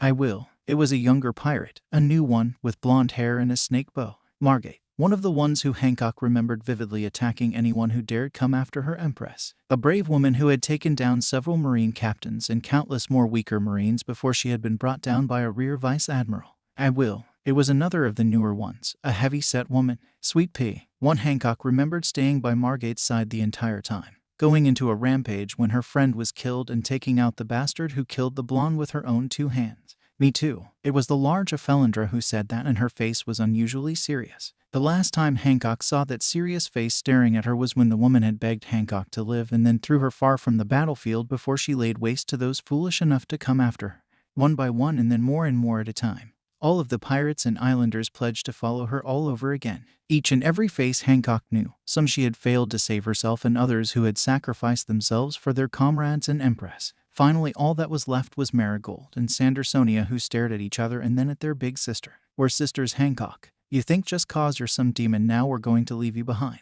Sandersonia, her sweet middle sister, asked, smirking. Hancock felt her heart lurch. They had been the last to die, saving her, grabbing her when Afelandra had thrown her and tossing her even further from the battlefield until she was tossed onto a small raft that was pulled by a tiny sea snake. The Kuja pirates will never die. Not as long as at least one of us. As long as you live, Nisama. I love you, Nisama, so please. Live. Sandersonia's final words to her before her beloved precious younger sister stayed behind to buy them time and fight off anyone who tried to get past her. Her beloved baby sister who had needed 3 vice admirals to bring her down finally. We've been with you this long. We've been through some crazy things, even. Even if you're a demon now. Even if it means we're following some crazy literal man demon. We're with you forever, Nisama. Marigold. Oh, her precious littlest sister Marigold, said, smiling warmly at her sister, and the 2 physically taller women placed their hands on their older sisters. Don't let it be in vain, Nisama. Don't let the Kuja pirates die here. Don't you die here. Find Straw Hat and live, Nisama. You've done everything for us, even put your own life on the line. Now it's our turn to repay the favor. I love you, Nisama, so please. Live for me and Nisen both. Marigold had said as she forced Hancock onto the raft, having put sea stone around her older sister's leg to weaken her, and then ordered the sea snakes to get Hancock as far away as possible, to get to Straw Hat Luffy if it could, and it did. That brave Sea King had gotten her to the Straw Hat pirate's ship, which had been on its way even though the poor thing had perished as soon as it was assured it had completed its mission. Hancock had been in tears and then shocked them all when she bowed to them and thanked them. Then they had all began making preparations, preparing to leave and find Straw Hat, preparing to become better than their best, preparing to do whatever it took this time to not just protect their demon empress but to do it in live afterwards so that she'd never cry again. Now here they were, the pirate crew on the ship and getting ready to cast off to go and find the rest of the demons, ready and willing to change the world no matter what may come at them. Everyone, nothing should happen while we're gone, but remember the plans just in case. We should be back soon with the rest of my pack and then we'll all set sail across the world together. Hancock stood at the helm of the ship waving at the islanders that were seeing them off and with the biggest, brightest smile anyone ever remembered her having before on her face. Is everything ready? Hancock asked, smiling as she glanced up at Marigold, who had been standing a little behind her with Sandersonia. Yes, Nisama. According to the navigator, we should be hitting Loguetown in less than a week, Marigold said, nodding and making Hancock nod as well. That should be fine. With any luck we might end up there before them, which will make everything go smoother. Hancock said, earning a simple shrug from her sisters. I got to admit that they do at least look the part of demons, Sandersonia said, looking at the corkboard that they had on the ship stuck to one of the walls. It contained the bounty poster of anyone on the crew who had one ... and now ... It contained the bounty posters of Roronoa, Zoro, and Monkey D. Luffy. Right in the center next to the Boa sisters. The swordsman has always looked more like a beast. Luffy-kun actually used to look much cuter and more innocent. Childish even. Although considering he's only 17 it makes sense. Not to mention that his body is made of rubber, so it's hard for him to go through enough to change and damage his body, Hancock said, smiling at the posters, although a small part of her did miss Luffy's more innocent look from before. 17. Huo, that's more impressive then, even for a demon, Marigold said, smirking slightly and making Hancock laugh lightly. A sound that the tribe wasn't used to hearing at all. It was nice though, even if it did have a rather unnerving hiss-like quality to it now. Of course, he's the captain and king. We should expect nothing less from him, Hancock said with her eyes shining happily. I'm coming, my king, and this time none of us will fail. Not ever again. The Empress was ready to rejoin the pack, and she brought some friends along too. Captain San, Mihawk called, and Luffy pulled a face while the rest of the crew stopped and giggled a bit. You don't have to call me captain. We're not big on formalities, just Luffy is fine, Luffy said, making Mihawk look amused but nod slightly and understanding. He was beginning to get used to Luffy and the others being very different from normal in both attitude as well as abilities. Honestly, it was kind of like dealing with Shanks and his crew, except that they were all rookies bar a few. Well, Luffy was right that he was likely never going to be bored again if they took after Shanks after all. As you wish, Luffy-san. I had a question about something you said just after I joined, Mihawk said, looking at Luffy, who blinked up at him curiously, wordlessly giving him the go-ahead. You said that there were 3 warlords on your side, and that Hancock of all people was the other. May I ask you to explain that? Mihawk asked, making Luffy give a sad smile. Time travel, Luffy said, completely serious and making Mihawk blink once ... and then a second time ... and then he merely nodded. That also explains how you're all so strong for beginners, Mihawk said, and he decided he'd treat Luffy as a younger version of Shanks. Honestly, doing that was the only way he'd keep his sanity intact, he was sure. Yep, her entire island and crew was destroyed by Akanu's orders once he finally snapped. She only survived because they gave up their lives to save her. Her sisters even put sea stone cuffs on her and then tossed her onto a raft that was pulled by a small sea king until they found us. At that point she was just like most of us, no home, no family, and nowhere to go back to. Granted, she had already been an ally of us before that, long before, but at that point she had joined the crew completely, Luffy said, and he was giving a grimace as he remembered it. They had scoured the entire island for survivors, even if they all knew that there wasn't any, just by using haki. They had given each of the Kyuja women a proper burial. The island had been turned from a prosperous, happy one to a silent and destroyed land that was filled with graves. What happened to make us demons? It happened to her as well. Then some more things happened. Things that made it so that we were more than willing to take a risk on a chance to make things right. If it hadn't worked, what's the worst that could have happened? We'd be dead. Well, we'd still see our families and friends again. But it did work, so here we are back in time with all of our strength and abilities, and this time Luffy trailed off as his hat shadowed his eyes slightly. We do things right, Luffy said, his voice a bit deeper and more of a growl. Right then. I understand. Are we sailing to the calm belt then to meet her? Mihawk asked, making Luffy shake his head with a small smirk. Nah, she's going to meet us at Loguetown. Then if I know her, she already has a plan on what she wants to do about her island and crew, Luffy said with a small chuckle, and it made the rest of the crew look at each other and smirk. Speaking of Loguetown, it's within sights. We should be docking in half an hour, Luffy, Nami called, earning a thumbs up from Luffy. Are you going to visit the execution stand again? Sanji asked, looking at his captain, who gave a wide grin. Of course, that's where it all started after all. Besides, Barty will be there, as will Smokey. Let's just let things play out as they did last time, Luffy said, making Zoro snort slightly at that. Oi, Robin, make sure you have plenty of cameras. The looks on everyone's faces is going to be priceless, Zoro said, grinning as well and making the archaeologist smirk as she grabbed the marine issue cameras she had stolen from the rat bastard's base. Mind if I ask what is going to happen? There was only the 4 of you with Luffy-kun the first time after all, Jim asked, and the 4 in particular who he was referring to, Usopp, Nami, Zoro, and Sanji, Mihawk idly noted, all exchanged looks that seemed to carry entire conversations in them. Let's not tell them and let them be surprised too, Usopp said with a mischievous grin. The other 3 agreed wholeheartedly with grins on their own faces. Hey, Luffy-kun, everyone, a female voice was yelling at them from a ship that no one was surprised to see that was pulling up close to them.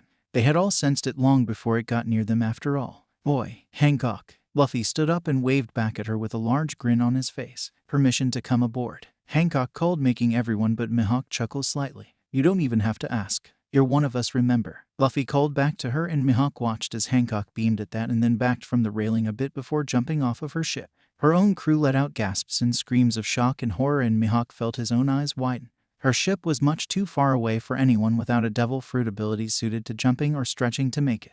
And while she did have a devil fruit, it wouldn't help her make that jump. She was going into the weight. Okay, Mihawk stood corrected. She had made the jump with ease and didn't look the least bit bothered by the impossible feat she had just pulled off, even for those who were considered inhuman by others. Luffy-sama, will you marry me? Hancock asked almost immediately, and her entire crew's jaw hit their deck with an audible noise. Mihawk himself was shocked but hid it easily. This brat had the most beautiful woman in the world asking to marry him. The hell, Hancock, come on, really? Luffy asked, more amused than anything as he stared at her. You know good and well that the captain wouldn't marry anyone. After all, the whole crew loves each other. Robin said, amused as she stared at Hancock with an eyebrow raised. With exception of Mihawk, since he's new and not used to our bullshit yet, Nami said with a snort, and Mihawk wondered what gave her that impression. After all, his facial expression never changed at all while he was with them, except for a small smirk every now and then. And honestly, if you need to den that badly, you could just say it instead of trying to give your entire crew a heart attack, Zoro said with a snicker as he glanced at the Kyuja pirates that were staring stunned at their empress still.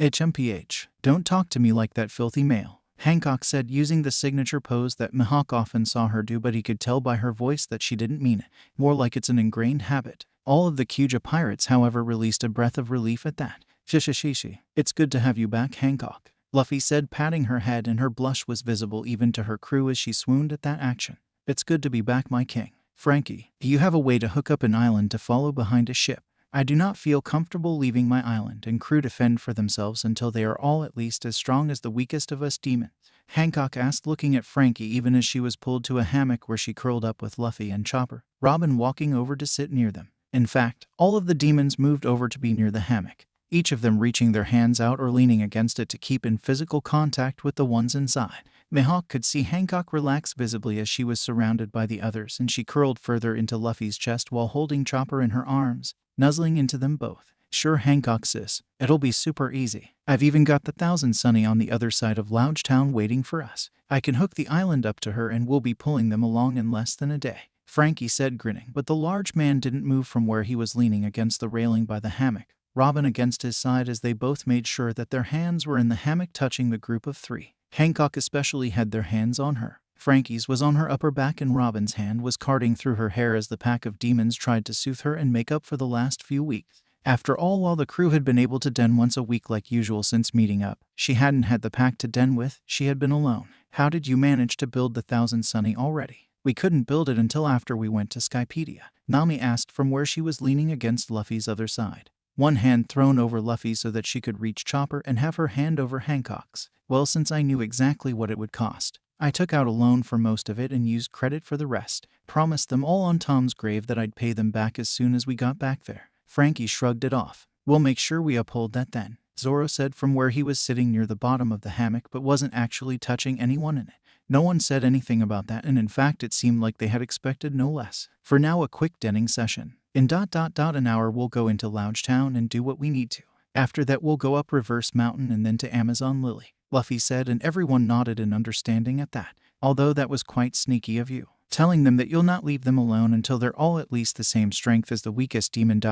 when you know full well that it's impossible for them all to get to that level. One or two maybe, but all of them. Brooke trailed off, and Mihawk got the impression that the skeleton musician was grinning at Hancock as he also didn't touch anyone. Instead, he was sitting nearby and playing his violin, a soft, soothing melody. Maybe, but it'll give them incentive to train as hard as they can and become as strong as they can. I want them to be able to have taken me on before I became a demon, and if not win, then at least be able to get a draw, Hancock said, but her voice was sounding sleepy now. She hadn't been able to sleep well when she hadn't been able to den. Now it was all catching up with her. That's true, although most of them won't even be able to reach that level. A good many were island warriors, but weren't strong enough to join the crew beforehand, so they'd definitely be able to become stronger, but not that strong, Usopp said from where he was leaning against Hancock's lower back and legs. Your crew and sisters are much more likely to reach that level and beyond, Sanji agreed from where he was sitting beside Nami, reaching over to have his hand on Hancock's arms. But that's enough about this for now. It's time to den and rest, I believe, Jim said from where he was sitting on Robin's other side,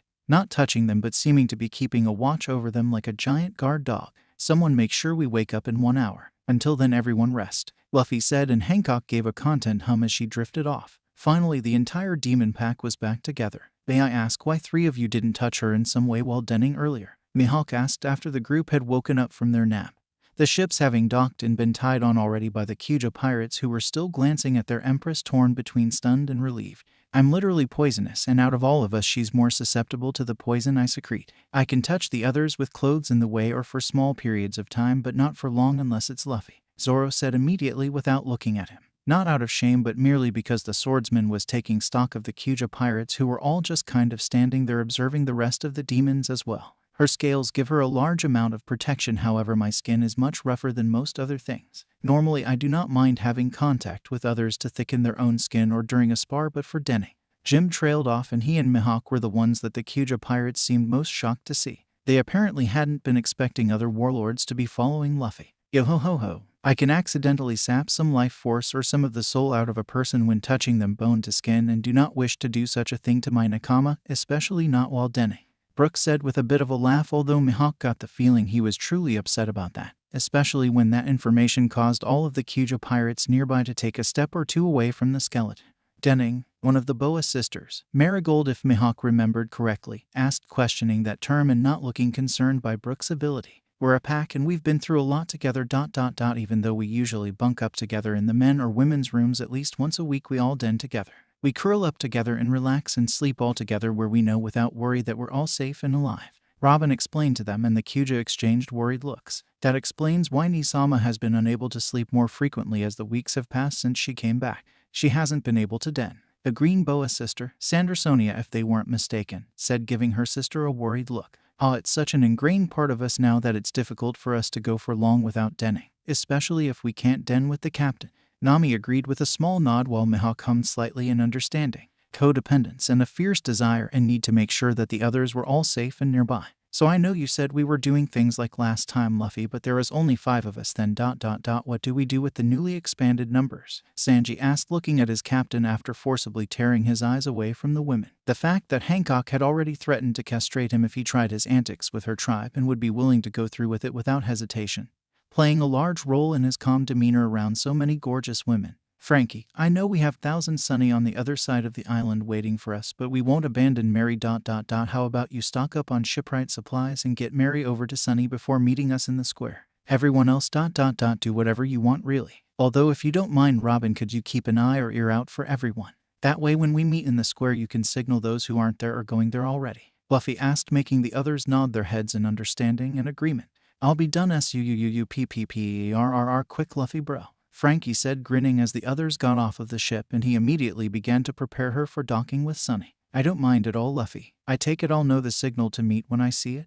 Robin asked, smiling gently at her captain, who nodded his head. Yeah, I don't think you can miss it, Zoro said with a grin before he looked at Mihawk. Want to look at swords? I'm going to find 2 certain ones here ... As well as meet a budding swordswoman who might need a push in the right direction, Zoro asked, making his once-sensei give a mildly interested look. It will be interesting to see what kind of swords the new greatest swordsman will pick, Mihawk said, and that was as much of a yes as he would give. That, and he was curious about this budding swordswoman and what kind of push she would need. What do you think we should do, Luffy-kun? Hancock asked, looking at her king, who grinned at her. Whatever you'll want. You're pirates and I'm not their captain. You are, Luffy said, grinning, and Hancock blushed at that, seeing it as him acknowledging her as his equal, while the Kuja warriors seemed a bit more at ease with the rubber boy. He didn't seem to have a problem with them not answering to him, unlike most males would react in his place. Gather any supplies we might need from this island and make sure the ship is ready to leave in a hurry if we have to, Hancock ordered her crew, who nodded and then began to disperse. I'll stick with you, Luffy-kun,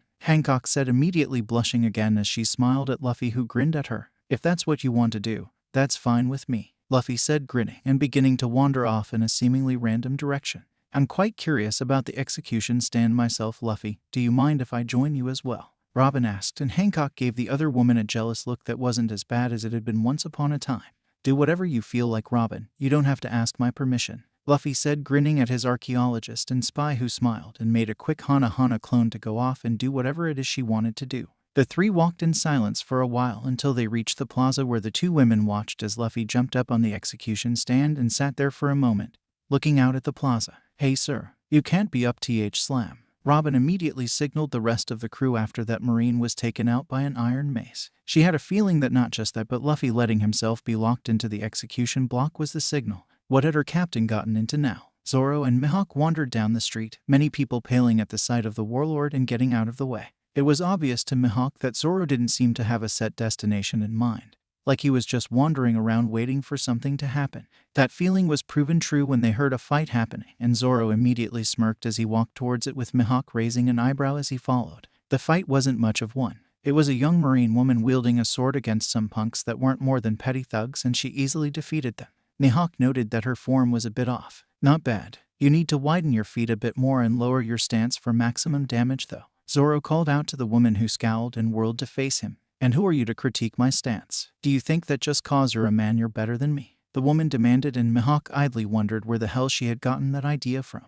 No, but I've been training with swords since I was a little kid and I know a few things, Zoro said with a smirk as he pointedly moved so that the sword at his side was shown. Anyways, know where we can find a sword shop around here? I need some new blades, Zoro asked before the woman could say anything. Yes, there's one right down the road. I'm heading there myself so you can walk with me, the woman said, pointing, and Zoro nodded, casually standing there as if he weren't a wanted man, and the woman he knew was Tashigi led the way to the sword shop. It was only when they got inside and she noticed a third figure with them that she blinked slightly and then moved to find her glasses while Zoro merely moved towards the barrel he knew Sandai was in.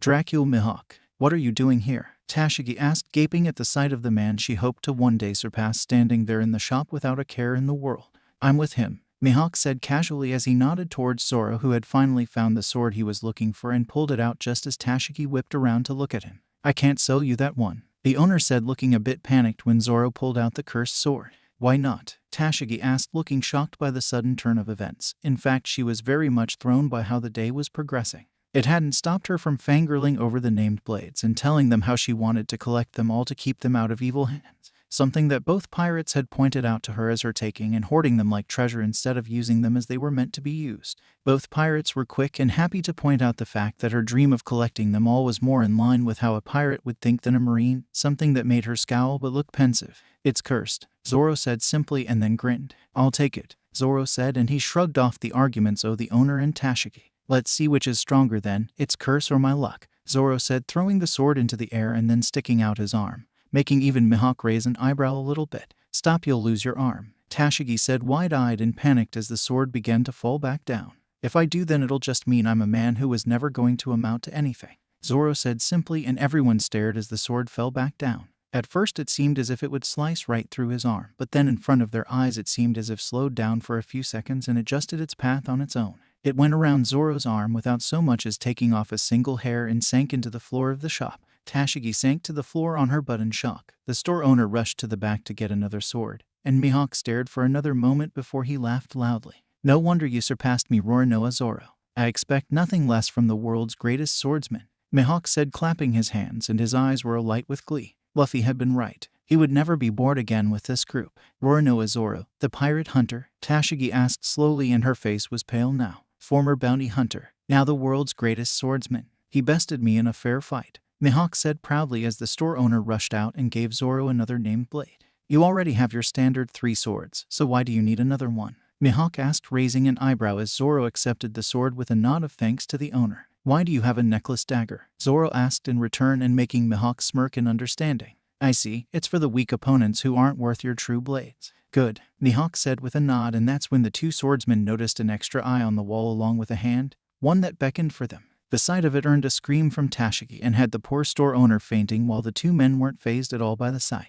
I'm guessing that's Robin's way of telling us that it's time to meet up, Mihawk said, not batting an eye and making Zoro nod slightly. Must be that time already. Come on, let's go see the captain terrify the hell out of a bunch of people, Zoro said, grinning and making Mihawk look amused. Did he do it on purpose? Mihawk asked curiously and wondering if he liked to scare people for fun. First time, no, but it was awe-inspiring. This time, well, it was funny in hindsight too, Zoro said with a smirk as he led the way to the execution stand. Zoro, you're going the wrong way, Mihawk said dryly as he turned the boy around to go in the right direction. Stupid islanders moving the buildings around when I'm not looking, Zoro said, scowling, but it was obvious that he didn't mean it. Mihawk was amused at the demon, even as he had to keep him from wandering off in the wrong direction several times while they were walking in a straight line. Luffy was right in that he'd never be bored again. and honestly he couldn't wait to see what the big surprise was going to be when they got to the plaza. It didn't take long for the entire crew of demons to show up to the plaza while the Kuja pirates were hanging around the outside at a motion from their captain who had done so at Nami's behest. Almost everyone gaped at the sight of Luffy with his head on the literal chopping block as Buggy stood over him with a sword in hand bragging about his flashy execution. Those with active observation haki that they were using right now even passively also noticed a lot of Marines around, including one that most of them recognized as Captain Smoker. Ever since you hit me I couldn't stop thinking about you. That earned the demon captain more than a few glares from the civilian men around the area. Hit you ... Oh right, you're Alvida. Man, have you lost weight? You don't look like a whale now, Luffy said, nodding his head slightly as if that was perfectly understandable. The rest of the group that had seen the woman before her transformation had slightly widened eyes but otherwise didn't react otherwise. They had seen and heard of weirder after all. I ate the slip fruit, Alvida explained, even though no one really cared aside from Buggy and his crew, and even then they only cared about how beautiful she was now. Any last words, Straw Hat? Buggy asked, even though none of Luffy's crew made a move to save him, something that the Kuja pirates and newcomer to the crew noticed. Those who had seen this play out before just smirked slightly, and Nami made sure she had a camera aimed at the Marines. I'm going to be king of the pirates, Luffy yelled, and immediately civilians and Kuja pirates and Marines were stunned as they gaped at Luffy along with the Buggy pirates. To say that in this town of all places, Robin trailed off looking more amused than anything, as if she had expected it from her captain, and indeed none of the demons at all looked surprised. How does he walk with steel balls that big? Mihawk asked, raising an eyebrow even though he didn't show any other signs of the shock he was showing. He usually jumps from place to place, Zoro said, grinning slightly.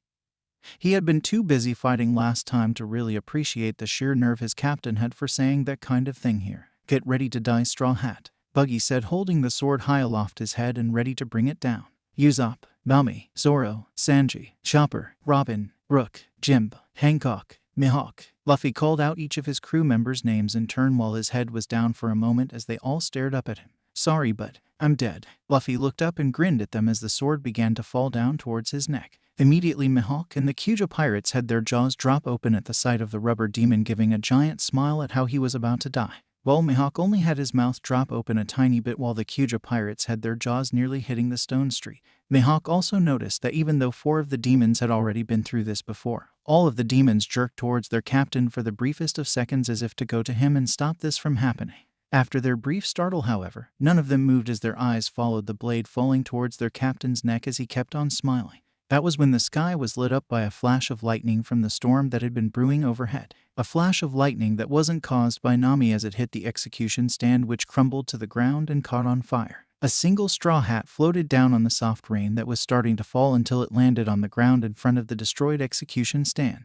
Robin repeatedly snapped pictures of everyone's reactions as Luffy picked up his hat and put it back on his head. I'm still alive. That's nice, Luffy said, grinning widely and even giving a small laugh as he stood there casually. Hey guys, there you are. What are we just standing around here for? Let's go, Luffy said, grinning as he bounded over to his crew, who all immediately reached out and touched him or used their eyes to check him for any wounds. You're going to make us go gray early, Frankie said, releasing a sigh of relief when he realized that his captain was completely unharmed. Ha, you hit me once but you can't do it, Aga. Luffy backhanded Alvida away without even looking at her as he grinned at his crew, who had finally assured themselves that he was truly unhurt. Straw Hat, Smoker came after him as the rest of the Marines took out the other pirates around, the Kujas not being scared at all as they moved towards their empress. Let's get back to the ship so that we can go back home, Hancock ordered her tribe, who nodded and immediately began rushing towards their ship, ignoring the Marines and only attacking any idiots that attacked them first. Go with them. We'll see you later, Hancock, Luffy said, waving her off when she looked at him almost apologetically. She gave a relieved smile as she took off after her crew.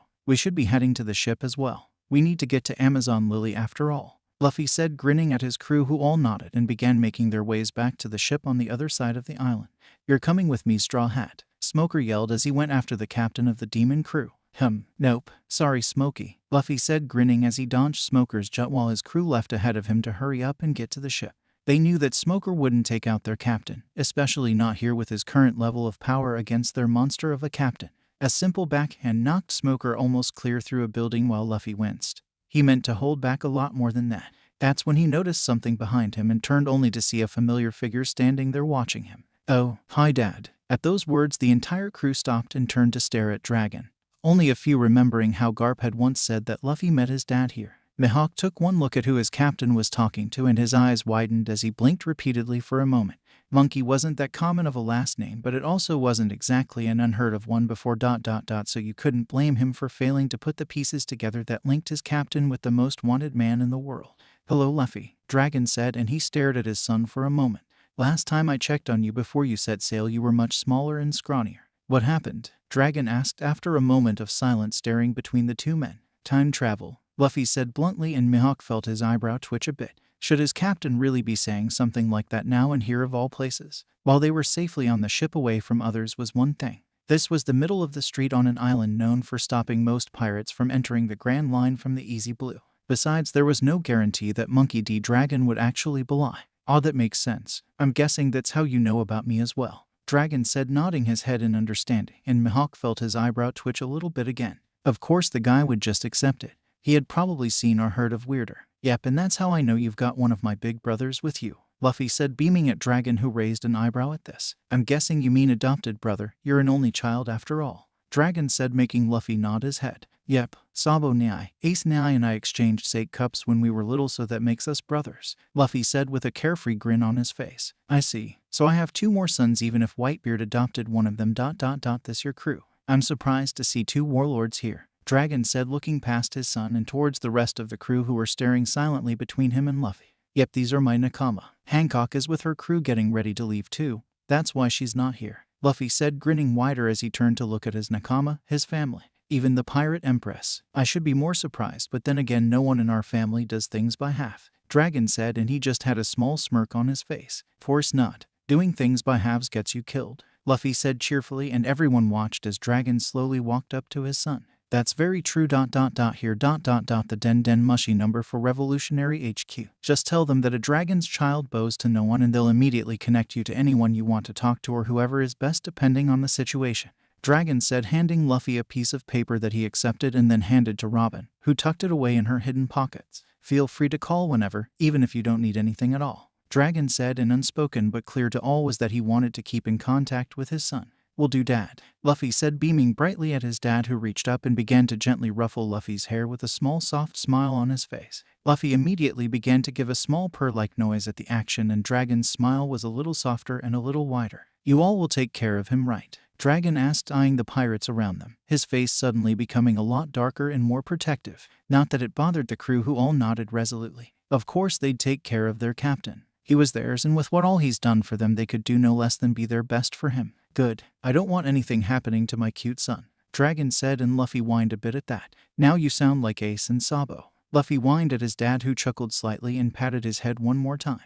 "Now go with Godspeed. You'll have a tailwind on your side," Dragon said, sending them off as he stepped away from his son, who nodded and then thought about something. "Oh, Dad, do you mind if Sabo met us in Alabasta in a few weeks? I think Ace would like to see him even if he still has amnesia at this time," Luffy asked, making Dragon smirk at his son. "Done. Consider it one of the birthday presents I owe you," Dragon said, making Luffy grin wider and give the man a hug that would have broken the backs of weaker men. "Thanks, Dad. See you later," Luffy said, walking over to his crew, who were all smiling at him aside from Mihawk, but even he had a small smirk on his face. "See you later," Dragon called after his son before he vanished. "Smoker, Captain Smoker." Tashigi ran over and quickly found and helped her captain regain consciousness. "Tashigi, what happened? Where are those pirates?" Smoker asked, coming around and then immediately getting back up and looking around to finish his job and take in the pirates. "Running that way, sir, but we can't take them on," Tashigi said, looking pale and a bit nervous while Smoker rounded on her. "Give me one good reason why not," Smoker demanded, glaring at his subordinate, who pointed at the group again. "Because not only does he have the first son of the Sea Gym with him, but also Dracula Mihawk, who claims to have lost a fight with Roronoa Zoro," Tashigi said, making Smoker freeze for a moment as he finally realized the 2 big names with the impressive rookie. "What?" Smoker asked flatly. "Dracula Mihawk is no longer the world's greatest swordsman. That title belongs to the demonic hunter Roronoa Zoro," Tashigi nearly yelled, and right at that moment Mihawk and Zoro both turned around and smirked at them. Mihawk tipped his hat a bit and Zoro gave a cheeky wave before they turned and ran after their captain, Mihawk grabbing Zoro when he nearly went the wrong way. "See you later, Smokey." "She," Luffy called back with a laugh, turning and giving his infamous D grin towards the captain. Smoker gave a small growl at this as he glared after the pirates, letting them go for now because of the big names around the brat and because of how easily that kid had taken him out with just one smack. "Tashigi, prepare a boat and the men. We're going after that straw hat wearing demon." Yo-ho-ho, yo-ho-ho-ho, yo-ho-ho, yo-ho-ho-ho. Gather up all of the crew, it's time to ship out Bink's brew. The entire crew except for Mihawk began singing the song as they sailed down the reverse mountain to meet with Crocus and Laboon again. The song kept Laboon from ramming the mountain or red line as they sailed down towards him. Yo-ho-ho-ho, Laboon, it's me, I'm back, Brook yelled as loud as he could just as they reached the bottom of the mountain. There was a loud whale horn that was so loud it shook the ship, and the crew of Amazons following them were stunned at the sight of the large mountain whale waiting for them. Look at you, you've grown so big. Brook was cooing over Laboon and praising him to high heaven for waiting for them and growing to be so big and strong. Hey, you guys, looks like it worked. Vivi was standing on top of Laboon in her Baroque Works outfit and with quite a few changes, namely the pale chitin armor that was covering her body, and the scorpion tail coming from her backside. The fact that she was able to turn her hands into pincers was also something different, but not to the degree of the tail and chitin ... and something not many knew about yet. Although when her abilities and changes were noted by the rest of the world, it was likely that they'd all assumed that the princess ate a Zoan-type devil fruit. It was more likely than her being a demoness. Vivi, it's great to have our scorpion demoness back too, Luffy called, waving to the woman who had less enhancements than any of them. When did you come back? You didn't come back with the rest of us, Robin called to the princess, who grinned slightly. Rebecca, Viola, Shirahoshi and I learned where you guys went about a week after you left and decided to follow after you. You're the reasons we were still alive, and besides, were Nakama right? Vivi asked, and instantly the whole crew grinned and cheered. All 4 of the princesses were back too. That was awesome. After all, while Vivi had less enhancements than the whole crew, Rebecca, Viola, and Shirahoshi had even less enhancements than Vivi, with Shirahoshi having the least since she had been the last one caught before they broke out. As soon as the 4 princesses heard rumors about the time machine and that it was reported no one could find the demon crew ... well, they all met up at a prearranged spot and went to join their Nakama. Shirahoshi was the last one to come back because she was asking the sea creatures nearby to destroy all of the time machines, but one after they were all through. It wouldn't be good if someone like that zealot Akenu or the bastard Blackbeard came into the past after all. And the last one they hid in a spot where very few knew of, and even fewer could get to. It's not like they had much to lose anymore after everything that had happened. After they became demons, Vivi's country had been destroyed by Akenu, with the former Baroque Works members being how she managed to escape and make it to Shirahoshi on Fishman Island. Rebecca and Viola's island of Dressrosa was attacked by Kaido for daring to get rid of Don Flamingo and no longer pay tribute or work with the old drunk dragon. The Revolutionary Army and a sympathetic Yamato had helped smuggle them to Fishman Island as well, where they had learned about what happened to Vivi's home and that all demons or those who were suspected of having any ties at all to the Straw Hat crew were being systematically eliminated by either pirates or marines. Honestly, Yamato and Carrot were supposed to come back too, since they had become demons after the crew escaped Kaido in the last time, but Yamato had been reclaimed by her father, who had once more put the explosives on her to keep her from leaving the island. And the princesses hadn't heard anything from Carrot before they had left the previous future. That's why they had left one of the machines intact and hidden, in case Carrot and Yamato managed to get to it and come back to them as well. Damn right. The rest of the crew cheered as Vivi jumped from the whale over to the Sunny, landing on the railing with ease and grinning at the crew, while her partner, Mr. 9, merely gaped at her in disbelief. He, Mr. 8, and Ms. Monday had been horrified when Vivi had dropped to the ground and screamed while being covered in sand as if she were being buried alive, and had been even more shocked and horrified when she had burst free of the sand with her new attachments and abilities ... and had been confused when she took one look at the 3 of them and began crying.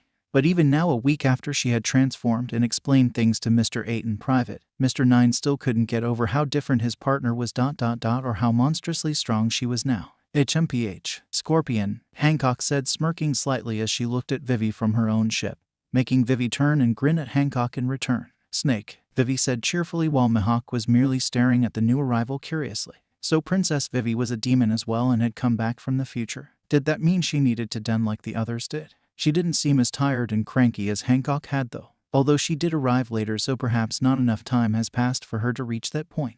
However, she named 3 others that were apparently demons as well and knew the crew, crediting the crew with the reason they were alive, and Vivi at least openly calling them Nakama. That meant that there were at least 3 others that they would come across who would be demons, if not more, depending on if they left the machines they came through operational, which would be the height of foolery if they left it where their enemies could get to. So the crew had a literal princess as their Nakama. That was interesting. Mihawk could only wonder if the princess was going to travel with them as well and be a permanent addition to the crew on the ship.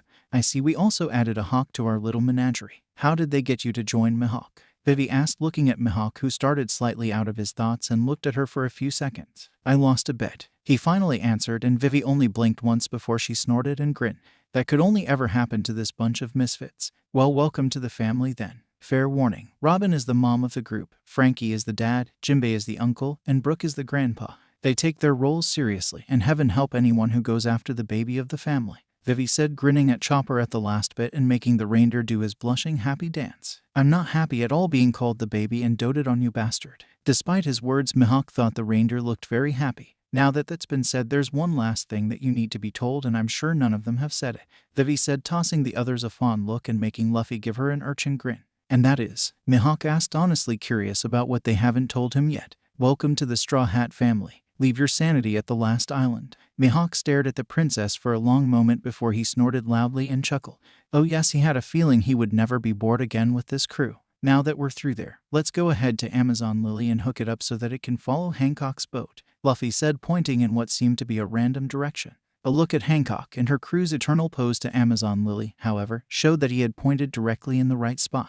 Of course, Captain. After though we have to head to Whiskey Peak and then take care of a certain sand crop, Nami said, adjusting their course accordingly and letting the Kyujas take the lead on their boat. Yep, Luffy said, but then he frowned as he thought of something. Didn't that bomb guy and floaty girl show up and try to kill Vivi last time the day we arrived though? Luffy asked, making the crew pause for a moment as the ones who were there for that remembered it, and Mr. Nine honestly had no idea what they were talking about, but he didn't really want to know either. Not if they had a powerhouse like Mihawk and Jimb on board calling another person captain. They did. Orders, Captain, Usopp asked, grimacing as he remembered seeing what all happened last time. And he had only seen the aftermath. Vivi, do you want to put the fear of a pissed-off princess into them? Luffy asked, smiling at the blue-haired princess who smirked darkly at that. She didn't even have to answer verbally. The smirk did it for her. Vivi, Usopp and Brooke, you three take the Mini Mary and handle it. The rest of us will head to Amazon Lily, and I expect everything to be taken care of when we come back and get you, Luffy said, making the three straighten up and nod as they bowed a little to him. Consider it done, Captain, Vivi said, and she smiled happily when she felt Luffy kiss her forehead, giving her a blessing much like he did to Brooke and Usopp next. Hey, do you think the captain would mind if we make the bounty hunters our own? Usopp asked the other two. And the Bat guy, all of a sudden as they loaded up the Mini Mary. What do you mean? Vivi asked curiously, and Brooke let out a laugh. Oh, he had a feeling in his bones he knew where this was going. Well, think about it. A bunch of starving bounty hunters under Crocodile's thumb, but he never really helps them and instead is now sending 2 higher-ranking officers to kill you, and they'll kill any of the others that get in their way. Now, throw in a pirate crew coming along and saving them, as well as having a literal princess who can help them with supplies and food and all, Usopp said, and Vivi's eyes glinted in understanding. They'll like us more than they will Crocodile, and since we are kicking his ass and throwing him in prison for later, then we're their best option for actually getting food and other needed supplies to them on a regular basis. Not to mention they'll be right at the entrance of the Grand Line and can ambush any of the vile pirates that come through here that aren't dreamers like us, Vivi said, and Usopp nodded his head in agreement, which will give them a steady source of income and food money and all. And if they get better at disguising it or come across explorers and marines or good pirates, then they can have a shop set up to sell things that they loot off of the old pirates that they handed over to the marines. That'll give them more income and a steadish economy, which will help make things a bit easier on all of them. Not to mention that if we can somehow swing it, we can spread the groups out to a few of the other islands, like having some of the stronger ones on drum to keep more bad pirates or that bastard Wapol from showing up again, Usopp said, and Vivi's eyes widened and her grin nearly threatened to split her face in half. This was pure evil genius. They could set up the bounty hunters over several islands and keep more of the killing, plundering, and raping pirates from getting further into the Grand Line through this path at least. Not only that, but there was a reason why there were groups called the Billions and Millions. They weren't strong except for a few exceptions maybe, but they had numbers on their side, and that would take out most any rookie crew coming their way. If they set those agents up along the route and throughout the islands nearby, then as soon as a pirate crew that was deemed bad got around or through the first group, the rest could converge on them and wipe them out with pure numbers alone.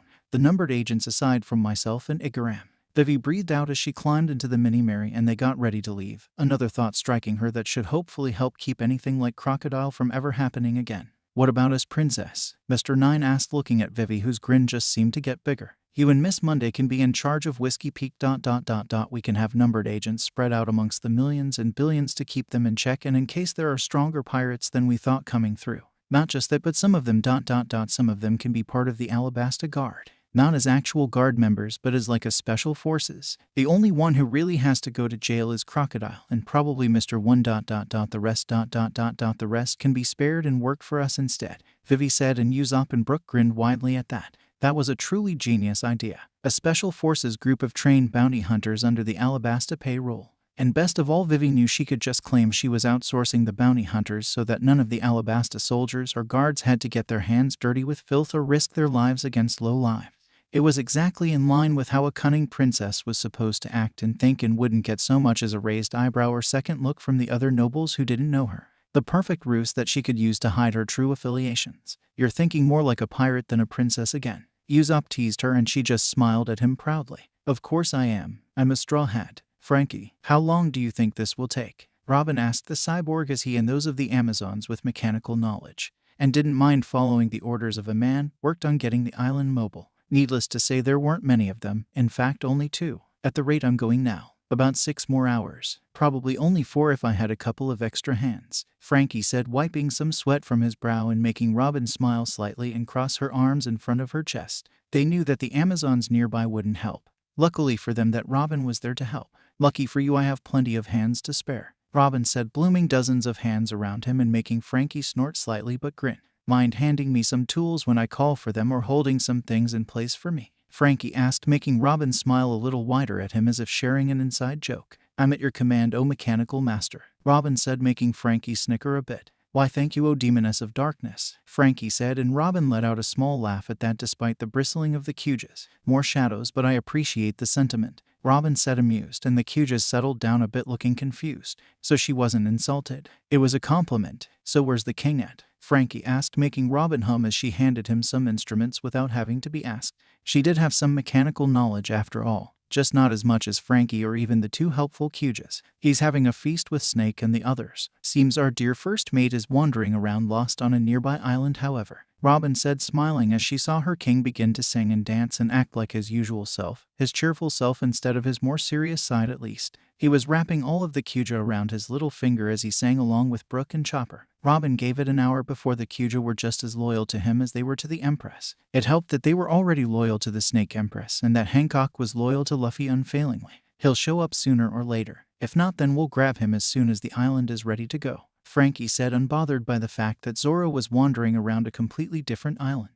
They gave up trying to figure out how Zoro got to some places when he was supposed to be walking in a straight line a long time ago. At least it won't be like the time where that creep was hitting on Luffy and Zoro showed up in time to scare him off, Robin said with a small laugh as she recalled seeing the brat's face when Zoro showed up and draped his arm around Luffy before whispering something into Luffy's ear that had their king laughing while the punk paled at the dangerous look Zoro had given him. I thought he was going to piss himself when Zoro grinned at him, Frankie said with a laugh and making Robin chuckle again. He did piss himself when he noticed the rest of us after Luffy was safely back with us, Robin informed the shipwright, who laughed louder. I don't doubt it. You and our super navigator were ready to go over there with knives out. Not to mention how Usopp was playing with his slingshot and Brook was using his sword in place of the bow on his violin, Frankie said, making Robin's smile become dark and dangerous enough to send shivers down the Amazon's spines. Our captain is still very innocent in some ways. They claim that I am the crew mom, and I will make sure that my adorable naive captain stays safe from those types of people, Robin said, and her tone was deceptively light, but there was no doubt that there was an underlying threat. And you prove that title with every protective motherly action you take in regards to the kids, Frankie said, shooting her a soft smile and recalling the time when Nami had fallen asleep on the deck working on a map and Robin had carried her to the girls' cabin and tucked her in. I already have the title of crew mom. Might as well own it, Robin said, shrugging slightly and not the least bit bothered while Frankie focused on the job he was doing. He didn't speak except to give Robin orders or ask for tools for about an hour before he let out an interested noise. How this is a lot easier than it should be. I think the island is only tethered here by some thin rocks and the Sea King nest underneath it, Frankie said, and Robin raised an eyebrow at him. I'm an archaeologist and historian, Frankie. I don't know whether that's a good thing or not from a mechanical perspective, Robin reminded him, making him glance at her and grin. It's a good thing for us right now. Means it won't take so long to break the connection so that the island can be dragged. Let Luffy know I'll be done in another hour. Half the time I thought it would take, Frankie said, and Robin smiled at that. Definitely a good thing. I'll tell him, Robin said, but didn't move as she had a mouth bloom on a hand near Luffy and waved to get his attention, forming an ear as well in case he needed to relay any orders. He said to take your time, but that he's glad that it won't take so long. He didn't want to get too far behind schedule, Robin said after a moment, and the Kyujas were curious as to why she hadn't left or made any move to leave to relay or get the messages, but they didn't ask. They weren't sure they wanted to know. I'll make sure to do my best. Our king deserves that and more, Frankie said, and he redoubled his efforts to get done faster. But also correct. No excuse for a sloppy bad job. As always, I believe Vivi and the others will already do more than we expected by the time we get there as well, Robin said, humming and not telling them about the eyes she had on them just in case. Frankie laughed louder than ever. Of course, those weaklings against 3 demons. No contest. The Kyuja did not want to know. By the time that Frankie had the island hooked up to the Kyuja ship, which had 3 extra Sea Kings pulling it now to help with the added weight, and because Frankie managed to hook up the Sea King nest so that it would move with the island, because why not?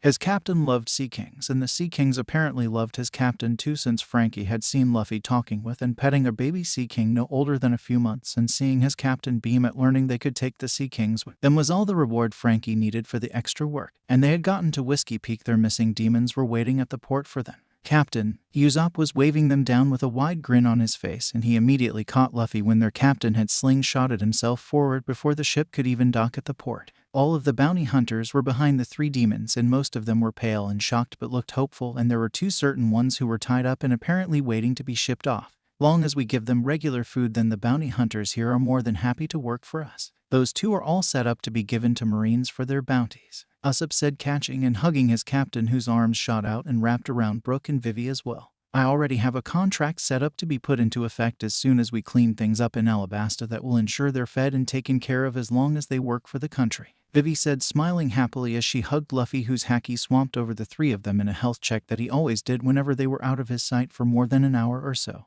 No injuries? Luffy asked, and his eyes glinted darkly. If someone had dared hurt one of his, then this whole island was going to be sunk. And they all knew it. Honestly, they had actually seen it happen before when some uppity bounty hunters got in a lucky shot and had hit Nami in the shoulder with a bullet. Thankfully, it was just an island of bounty hunters and Marines, and most of the Marines had made it out in time before Luffy brought the whole island into the sea, kicking and screaming, and the Sea Kings had a feast on the bounty hunters. Not even a scratch, Captain, Brook assured as his bony arms wrapped around Luffy for a few seconds before he struck up a happy melody on his guitar, and Luffy immediately began laughing and dancing around. How are we going to hand them over to the Marines for the bounty? Most of us have bounties of our own, Nami asked, referring to their bounties like Robin and Brook and Luffy and Zoro and Usopp and Sanji and her own. Chopper doesn't have a bounty on his head yet. Mihawk's is frozen, as is Hancock's and Jim's. I also don't have a bounty on my head, and the Marines around here are already aware of the bounty hunters on the island who call them frequently. As far as they'd be aware, the bounty hunters had a change of leadership, and the new leader just made sure the old leaders weren't coming back for her head, Vivi said, pointing that out while Luffy finally released them and began to bounce around curiously, Zoro immediately following behind his captain, whose hand wrapped around his own to keep the swordsman from being lost on the island.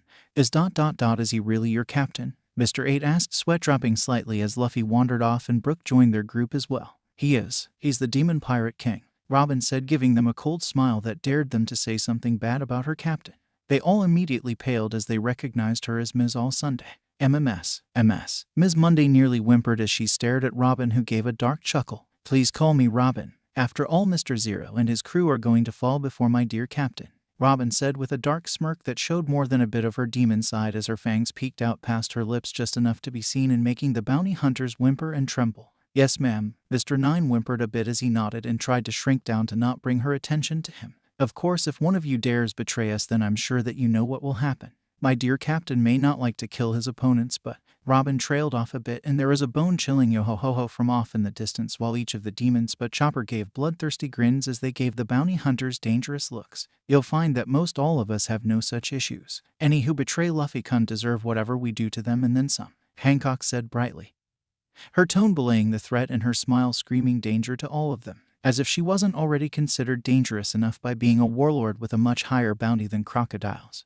Or just Mr. Zero as they knew him as. Agreed, Jim said with a savage smile. Just wait until Zoro is triggered. He'll slaughter everyone without losing a wink of sleep for Luffy, Robin said with a small hum. Robin, you're talking like you wouldn't do the exact same thing, Nami said, giving the other woman a fond smile and making her shrug slightly. Oh, I would, but I generally do a quick and usually painless neck snap. Zoro will leave you feeling the pain for hours until you die. Mr. 5 and Ms. Valentine's Day. The bounty hunters looked a bit nervous at the sight of the superior officers who far outstripped them in terms of rank and power walked around like they owned the place. "Hey guys, the next idiots are here. Who gets to knock them on their asses?" Usopp asked, calling out to his crewmates who all snorted and snickered as everyone looked towards Robin. "It's Nami's turn," Robin informed them, and almost immediately there was a thunder crash as Nami rained lightning down on them. The two bounty hunters never even had a chance to realize what was happening before they were unconscious and fried. "Did you kill them?" Vivi asked, looking curiously at the two bounty hunters, poking them with her toe as they twitched on the ground, burnt and probably going to be hell of out of it for the next while trying to figure out what happened to them.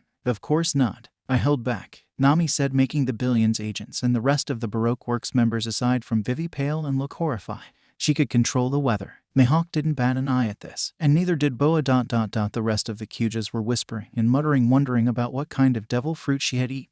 "So that means it's time to start heading out towards Little Garden, right? And then Drum and Alabasta?" Usopp asked, doing his best to remember how their adventures went, and everyone looked towards Robin at first, but she was looking curiously at Nami. It took the time travelers a few seconds to remember that she didn't join them until after Alabasta was taken care of, so she wouldn't know. Then everyone looked towards Nami, who would know the best how things went.